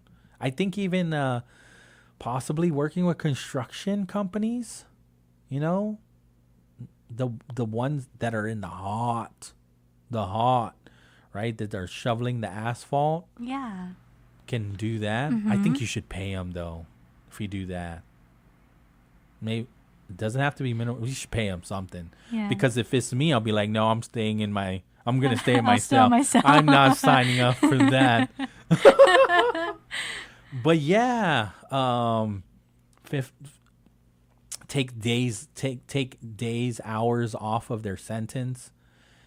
And I think too that there should be a program. If there's not, maybe there is. Maybe we need to call Director. I think I will reach out to Director Fred Bordelio and see if we can get him on tomorrow, and just talk about more initiatives too, about how it can actually be a reality. Maybe are there programs available to the inmates that not only can take time off, but also you reach certain tiers where it's expunged. Like this, if you do these things outside in the community, right, while you're here in your last 15 months or even 18 months, even 24 months, 2 years, that if you do all of these things and you enroll into these programs, whether it's road construction, water blasting buildings and paint and repainting buildings with graffiti and whatnot, then it guarantees that when you're out, after you have gone through parole, so not immediately, you're going to get, what do you call it, when the president just starts doing executive orders to get rid of your crime, like Biden did to Kabakang, and then Trump did for the J6ers, right? The people that did the insurrection at the Capitol, they're free. I think the governor gets to do that also. The governor can sign these orders as well and look at people with the criminal records, right? And expunge those. But that can be something that they can look at and say, listen, if you're enrolled into these programs, you get into our work program, you do not just, it has to be exemplary, right? It has to be, you know, you have to be like the employee of the year type work. You know, when the supervisor from the private construction company says, that guy right there, I'm impressed, and I want to hire him when he gets out in 2 years or when he gets out in 2 months. I want to give him a job. Like, that's what I'm talking about, those people. So that way they have something to really strive for and also keep their nose clean. And not even after, again, their sentence or their crime will be expunged as though they don't have to mention that they were ever convicted for this felony or whatnot when they go to apply for jobs, or they can now run for an office, or they can be the president of the PTO and all of that, whatever it is that they need for that. But maybe that program already exists. 5:32 in the afternoon, because I feel like you should do more than just wait for the next governor for the governor to expunge your sentence. We'll take the break. In just a few hours, nominees for the 97th Annual Academy Awards will be announced, and CBS News entertainment reporter Matt Wolf has some predictions. It is not so simple. Adrian Brody's uncompromising performance as a Jewish refugee in the period film The Brutalist, leading the pack for Best Actor nominees. There is one sin. Ray Fiennes could get his third Oscar nomination, too, for Conclave. Timothy Chalamet's performance as Bob Dylan in A Complete Unknown should get him his second Oscar nod. Everything's fine. Demi Moore gunning for her first Oscar nomination in the Best Actress race for the body horror flick The Substance. Look for Brazilian actress Fernanda Torres from the buzzy indie film I'm Still Here, and Cynthia Erivo for Wicked. Matt Wolf, CBS News. Taylor Swift and Morgan Wallen lead the 2025 iHeartRadio Music Award nominations with 10, followed by Kendrick Lamar, Sabrina Carpenter, and Post Malone with 9. Michael Toscano, CBS News. When you're hiring, have you ever felt like you're missing out on meeting great candidates? It seems impossible to find them. Well, they're not hard to find when you know where to go. ZipRecruiter. ZipRecruiter helps 10 million people with their job search every day. And because these people are actively looking for jobs just like yours, it's easy to find the right person right away. Try ZipRecruiter for free at ZipRecruiter.com/free. That's ZipRecruiter.com/free. The impact of a meal goes well beyond feeding our bodies, because feeling full can sound like this. How did the interview go? I did it! I got the job! I can't believe it! And like this. Mom, I got first place at the science fair with my volcano project. That's amazing, sweetie. Congratulations. Because when people are fed, futures are nourished, and everyone deserves to live a full life. Join the movement to end hunger at feedingamerica.org/act now. Brought to you by Feeding America and the Ad Council. After over 10 years, I think it's time to freshen things up. Attention class of 2025. The next evolution of the Power 98 Senior Challenge is coming. Are you ready to step up? Stay tuned for details. Hey, what's going on, Guam? Dicey Dice here, and I'm inviting you to join me on Power 98 Monday to Friday from 10 a.m. all the way to 2 o'clock in the afternoon. We are covering anything and everything from entertainment, headlines. We are doing sports, giveaways, and more. And don't forget, the show is all being brought to you by Riga Royal Laguna Guam Resort, McDonald's. I'm loving it. Shouts out going out to Vitali's Italian Restaurant, Wise Owl Animal Hospital, Lotte Hotel, and Golf Espresso. Rolling with Dice in the middays, Monday to Friday, 10 a.m. to 2 o'clock on Power 98 FM. Pat's Tinting and Detailing offers premier services from complete interior cleaning and VIP detailing. And to keep you cool, Pat's also offers factory, ceramic, blacked out, and base-approved auto tinting. For more information, call 647-SLAM. Get ready for an exciting afternoon with me, Ed Suarez, on the Ed Suarez Live Show, Monday through Friday. Tune in for your daily dose of motivation that will kickstart your drive, a self-care corner to nurture your soul, and stay tuned for the games and giveaways. The Ed Suarez Live Show is brought to you by Pure Swing Golf, FHB Health Center, Burger King, Rotary Sushi, GTA, Rui Spa, and Live House Guam. Tune in to Ed Suarez Live on Power 98.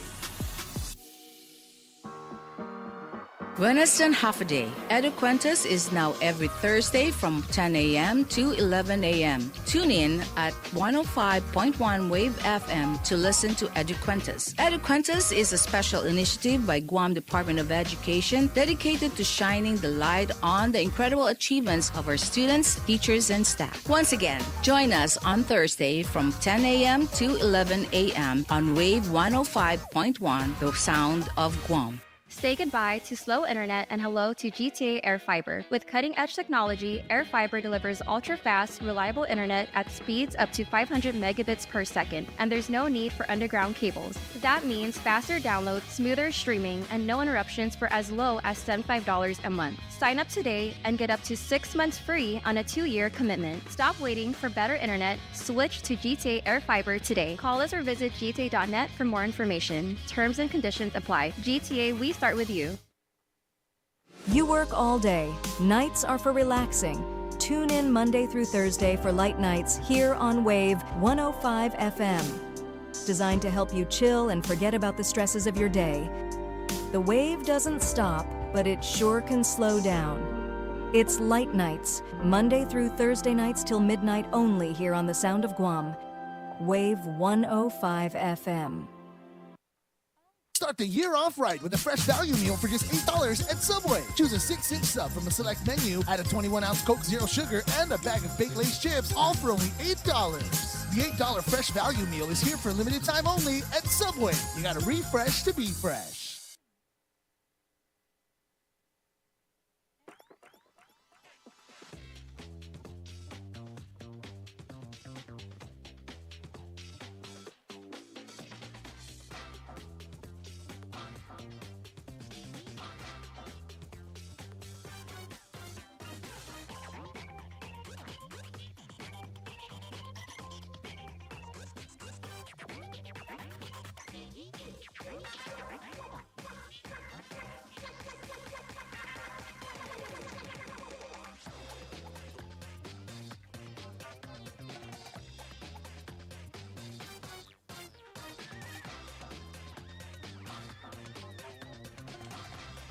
All right, now's that time for your real deal traffic report here on the Bright Side.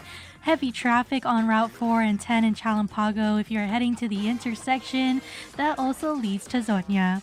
Slow traffic on Route 8 in Barragata if you are heading to the tri-intersection near the Barragata Fire Station. Slow traffic on Route 3 in Dededo if you're passing the GRMC Hospital heading to the intersection on Route 1. Slow traffic on Route 1 in Dededo north and southbound at the intersection that leads to Route 27A. Slow traffic on Route 1 into Manning north and southbound at the intersection that leads to Route 30. And also the intersection that leads to Route 14 or near the ITC building. Heavy traffic on Route 1 into Manning if you're heading northbound. If you're coming from the intersection that leads to Route 14B heading northbound to the intersection and that leads to Route 10A. Heavy traffic on Route 10A into Manning if you're coming from the intersection on Route 1 heading to the intersection in front of the Guam Airport. Heavy traffic on Route 1 into Manning if you are coming from the intersection near the John F. Kennedy High School heading northbound to the intersection near the GTA office in Upper Tumon. Slow traffic on Route 1 if you're coming from the intersection that leads to Route 14 in Upper Tumon heading northbound to the intersection that leads to Route 16 or near the Dededo Wendy's restaurant. And now for your traffic advisory for the week. Tomorrow, Friday, January 24th between 9 a.m. and 4 p.m. Motorists are advised that the contractor will continue shoulder work along Route 14, Challenge San Antonio into Manning. During this time, expect minimal lane shifts and intermittent lane closures. And that is your real deal traffic report here on the Bright Side. The views and opinions expressed in this show are that of the show hosts, guests, and callers. They do not necessarily reflect the views and opinions of the staff and management of Wave 105 FM, Glimpses Media, or any of our partners. As we strive to provide quality, respectful, and engaging content, we welcome you to participate in the conversation. Thank you for tuning in to Wave 105 FM, the sound of Guam. Enjoy the show.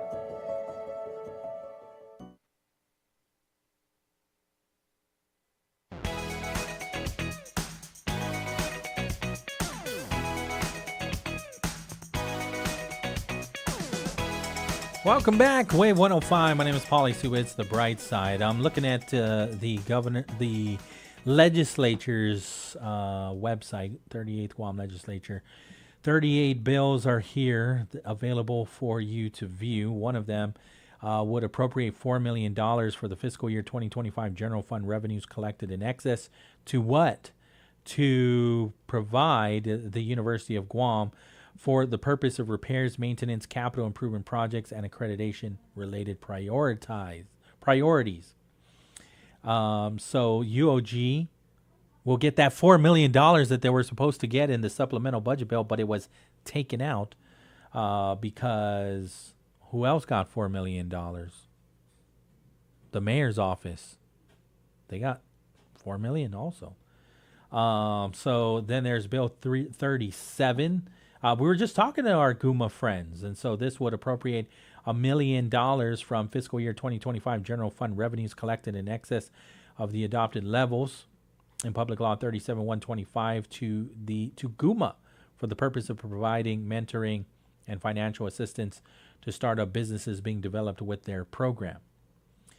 Let me see. There's a bunch of them, but I don't want to get caught in the weeds. So some of them stand out to me more than others, at least for right now.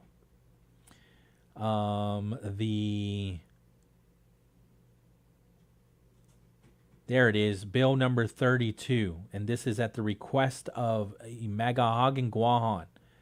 They've introduced this. This was actually introduced on January 16. I just overlooked it.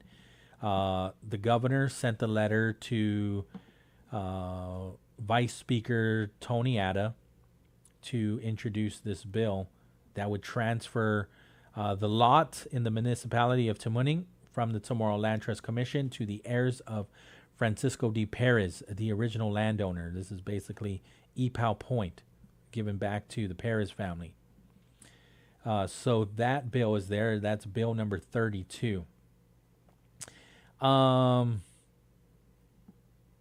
I was actually looking at it because Senator Tello Taidagui introduced a release that states more must be done to fix our roads. And this is bill number 39, but it's not there yet. So I'm just going to have to rely on this release. I think the senator even, yes, thank you, Senator. I have it. Okay, I have the bill. 3938, Tello Taidagui, Sabina Perez, Chris Barnett, and Therese Terlai are on this bill as well. And so this is to appropriate $10 million from fiscal year 2025 general fund revenues collected in excess of adopted levels enumerated in Public Law 37-125 to DPW for village streets and roads resurfacing and repairs. Vince is on the line. He wants to talk about DOC. Hafa Adai, Vince. Hafa Adai. Hey, Pauly. How's it going? I'm hearing you talking about DOC, and then you transitioned over to the legislatures of both the Northern Marianas as well as the government of Guam. Is that correct? No, I wasn't talking about the Northern Marianas. Talking about our legislature, but whatever you want to talk about. Well, no problem. I think there's a conversation to be had, because as we're talking about trying to figure out how to maybe use the good prisoners, maybe the nonviolent prisoners who are trying to earn their way back into society. Yes. The fact of the matter is that those same good prisoners, those guys who might have a chance to reform and get back to being back home. Yes. They're living in squalor and in a very violent and potentially dangerous environment in Manilao, in the overcrowded jail that we have there that Chief Fred Berdalio has been raising the alarms of ever since he took office. I mean, he seems to be in a pretty desperate situation to try to prevent unnecessary harm to those folks that are up there, especially the ones that are trying to do good. Mm-hmm. Unless I missed something, I know last week the University of Guam students chimed in on some really practical ideas of what we could do to make the situation better, because we have close to 900 people convicted, right? So these are not angels, and there's no doubt that our justice system has convicted them of very serious crimes, and some of the guys who may have committed even more serious crimes somehow get loose to commit more crimes. So the idea that Chief Berdalio has to just simply set loose 200 guys, that's like Joe Biden setting loose the most notorious drug dealers Guam's ever had. It just makes the chances of violence and crime in the streets that much worse. But I mean, I guess that was the first question for you, since you're the host, is living as you have on this island, growing up, probably being a witness and hearing maybe more detail about behavior on Guam actually occurs in the villages. How do you feel about Biden releasing some of our worst drug lords, and then Chief Berdalio proposing to release 200 guys onto the streets of Guam if he can't get any help with the current overcrowding up there? That's question number one. Yeah. So it's actually my dad that had told me. I remember this name. My dad's the one that was talking about Kabakang. Yeah. He's a Tovis. He's from Agate. So yeah. He's blood. He's blood. So I don't feel safe, especially if he makes his way over here. I just don't, just from what my dad has told me about some of the very violent things that he has done here in Guam. Yeah, so I don't agree with that, and I definitely don't agree with releasing anybody over at DOC. I think what is happening is the marshals and even the parole officers are very stressed out, and there just needs to be some more support from all angles. I don't have all the answers, right? But I worry that that they're checking boxes, and they know the system. They figured out the system, and they're working the system. When it comes to parole, Usually, when it comes to marshal, when it comes to the judge. On the bright side, of stuff, I can hear the anxiety in your voice. I think I know you come from a home where you've heard about stuff like this very intimately since you've been growing up. So it's hard to feel good about the idea that criminals who our law enforcement folks have worked very hard to put away are now going to be set free without any rhyme or reason, just simply the whim, a stroke of a pen, and especially from a guy, Joe Biden, who most people think is demented. He has Alzheimer's dementia. How does he justify setting free a guy who more than likely created a lot of pain and suffering when he ran the drug industry here on Guam back in the 90s? And so maybe he's changed, but that wasn't proven when he was released. And I would argue on your radio show that all law enforcement be put on alert that he not be allowed back on Guam. He may be able to be set free, like the former archbishop who has been charged with sex crimes, but he's not allowed to come back to Guam. So he is banished from Guam, and I would call for the banishment of Roy Kabakang and all his gang, because the people of Guam have dealt with him and found him guilty. If the President of the United States wants to keep him, then let's send him over to Joe Biden's house. But I don't think he should be allowed to set foot on Guam just because Joe Biden thinks it's okay. What do you say? Yeah, the stories that's called a restraining order. Can we do that? Right? The stories that my dad had told me, and so I didn't have the best childhood because of I don't want to trauma dump on you. But I didn't see my dad often as a child. Because he was fighting people, he was putting people in jail like him. And so it just brings me back to that. And then he couldn't really explain all of that stuff to a kid.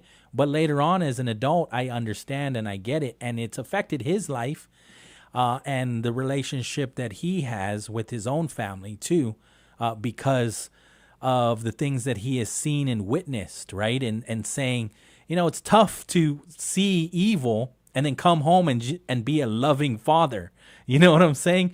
But he did more importantly, I think as a police officer, and again, I don't claim to be one, but they must have to sleep with one eye open because, they've seen and heard things that people would kill them for, right? I mean, or harm their children, right? And so the biggest fear for law enforcement is that somebody's going to come and take revenge on their family, so they're sleeping with one eye open. Yes, and that gentleman is exactly who he said. He said that name when I became a young adult as to who he thought could seek revenge on police officers and has that reach.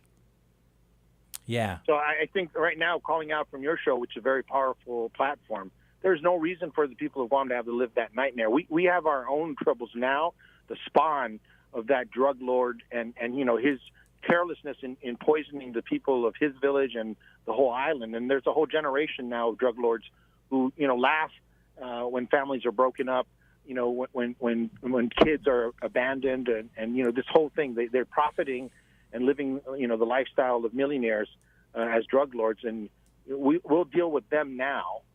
But Kabakang was already finished business. He was banished from Guam and let him stay banished. But I call on the governor, call on the attorney general, I call on anybody who cares to not let crime lords who have been convicted come back to Guam. Why should we welcome him back? He didn't prove that he was worthy of being released.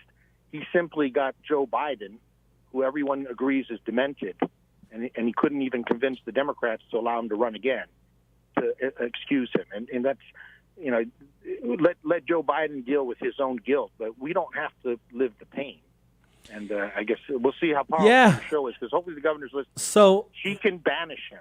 What's interesting was I was listening to President Trump, his inauguration speech, right? And I was just like, maybe there'll be a little inkling of how, we can benefit from him becoming president again, right?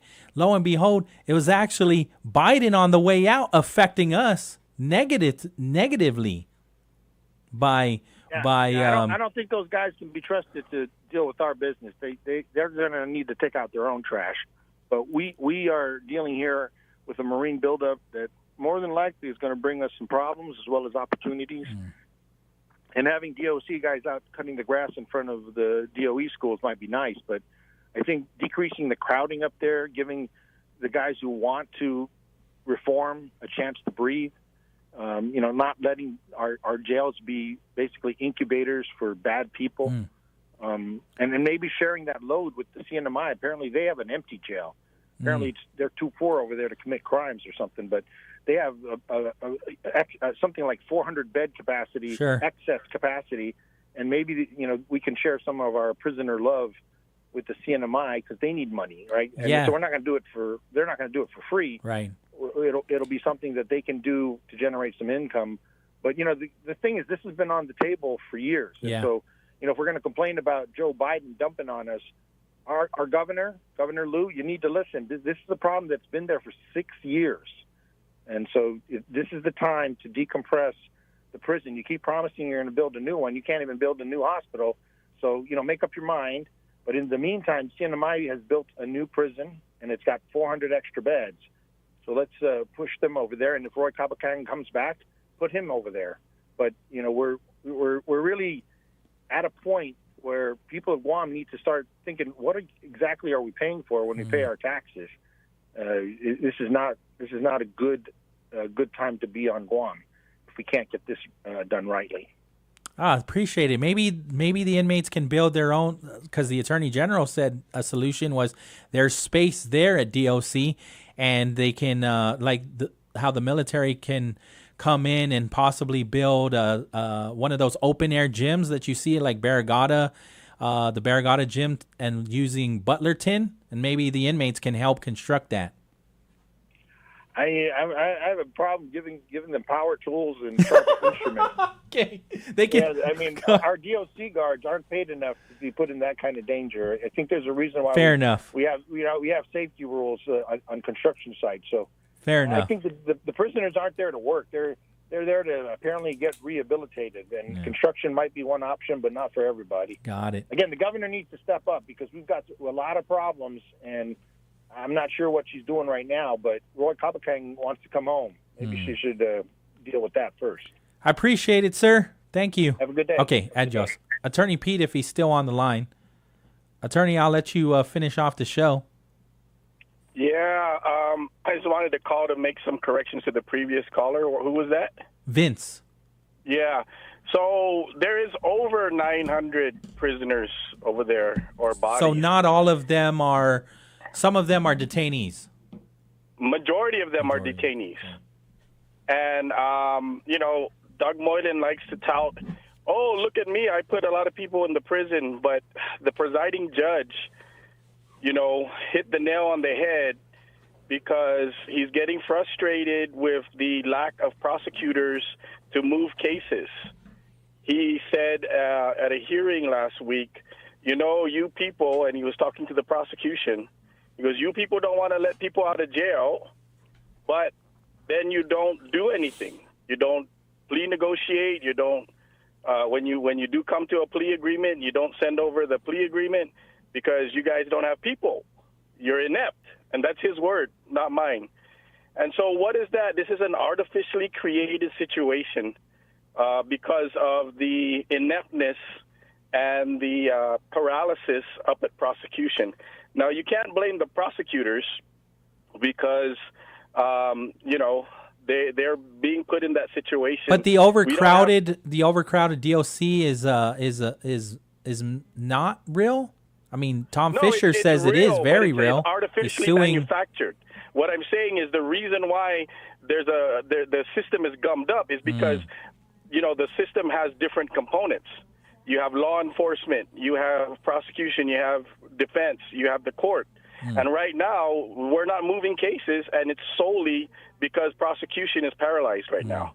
And because if people assert their right and it's about to go to trial, then what does prosecution do? They end up dismissing the cases. And in the cases that they do take to trial, end up getting acquitted.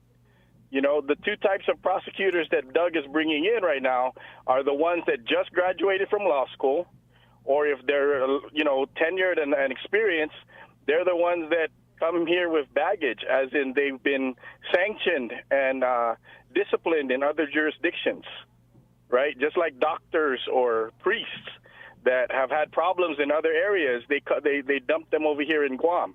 I only have 2 minutes. I'm interested because you're also a police officer. What are your thoughts of Roy Kabakang being pardoned? I was at GPD when we took him down. It was a mutual effort, joint effort between the feds and us. You remember the War on Ice, the big monster truck and the Corvette and all that? Mm-hmm. Those were his? Those were all his. We took those from him. We seized those from him, and we used them for the DARE program and the War on Ice program.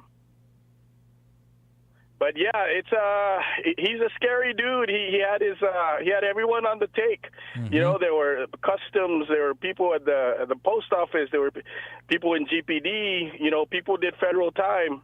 But one thing that I feel good about is, one, that was 30 years ago. He's a lot older now. Two, it's a different game, and three, it's different players. But that's not to say he can't get back into the game. But I'm just saying it would be tough because it's different players, it's a different game, and he's much older now. But as somebody that was in the police force that took him down, are you concerned of him coming home as a free man? Nah, not really. He's going to be heavily monitored. He's going to be the reason why that Biden gave was because the reason that he gave for commuting the rest of his sentence was because the sentencing guidelines today aren't as harsh as they were back then. And if he were to be sentenced today, he wouldn't have been sentenced to the type of sentence he was back then. So, they're calling it, you need to be fair and treat, everybody fairly. But at the end of the day, he was a guy that, was mostly responsible for the ice storm on Guam in the mid-'90s. Yeah. And it wreaked havoc on this island. And so there's a lot of lives that were lost, and families and relationships and jobs that were damaged because of the dealing or the business that he was in, right? And so, I'm not too concerned right now. I wouldn't be too concerned about it. It's not like he just got released 1 year after he got convicted and he's back. That was over 30 years ago. It's a different game, different players. I could see that, but also, like you had just mentioned, the number of lives, right? And so it's difficult how do you take that to court and continue to defend the reasons of Biden, as a lawyer? I mean, it's 601 now, but if you can how can you share that with somebody? It's not about you don't take things personal, right? It's about legal issues, and that's the legal arguments that they were making. They take all the emotions out of it, and the reality of legal arguments. But the reality of how do you measure lives that were indirectly destroyed? Well, that's what I'm saying is you can't. You can't. You got to look at the legal issue at stake, and all that other stuff is consequential, but that's not part of the arguments, right? Understood. You don't argue emotion when you argue in court. You argue illegal arguments. You make legal arguments, not emotional arguments. But how can you connect somebody like Kabakang to people losing their life or losing even property? Yeah, it's absolutely. There's a direct connection to his form of business, what he was doing, his enterprise, and the negative effects that it had on people. And can't you measure it in more added time or even life in prison without parole? And so, President Biden, you cannot do what you did? It's attached to what kind of charges he was convicted for. And so the guidelines have changed, and that was the legal argument. Like, look, this he wouldn't have gotten this sentence for these charges, if it were today. And so that's the kind of argument that carried the day. Understood. Yeah, maybe, I'm not saying it's a good. Sure, it's good. I'm just saying that was the legal argument, and that's what won the day. I get it. Maybe you can call in tomorrow, and then we can further talk about this because I don't want to. It was discretionary on the president. The president didn't have to do that. He didn't have to do it. Right. Exactly. I don't want to hold up Issa because she's got a date, and so we're making her late. Yeah, okay. And I got to go to a rosary. Okay. So have a good night, Pauly. Thanks for calling in. Thanks for chiming in. I appreciate this.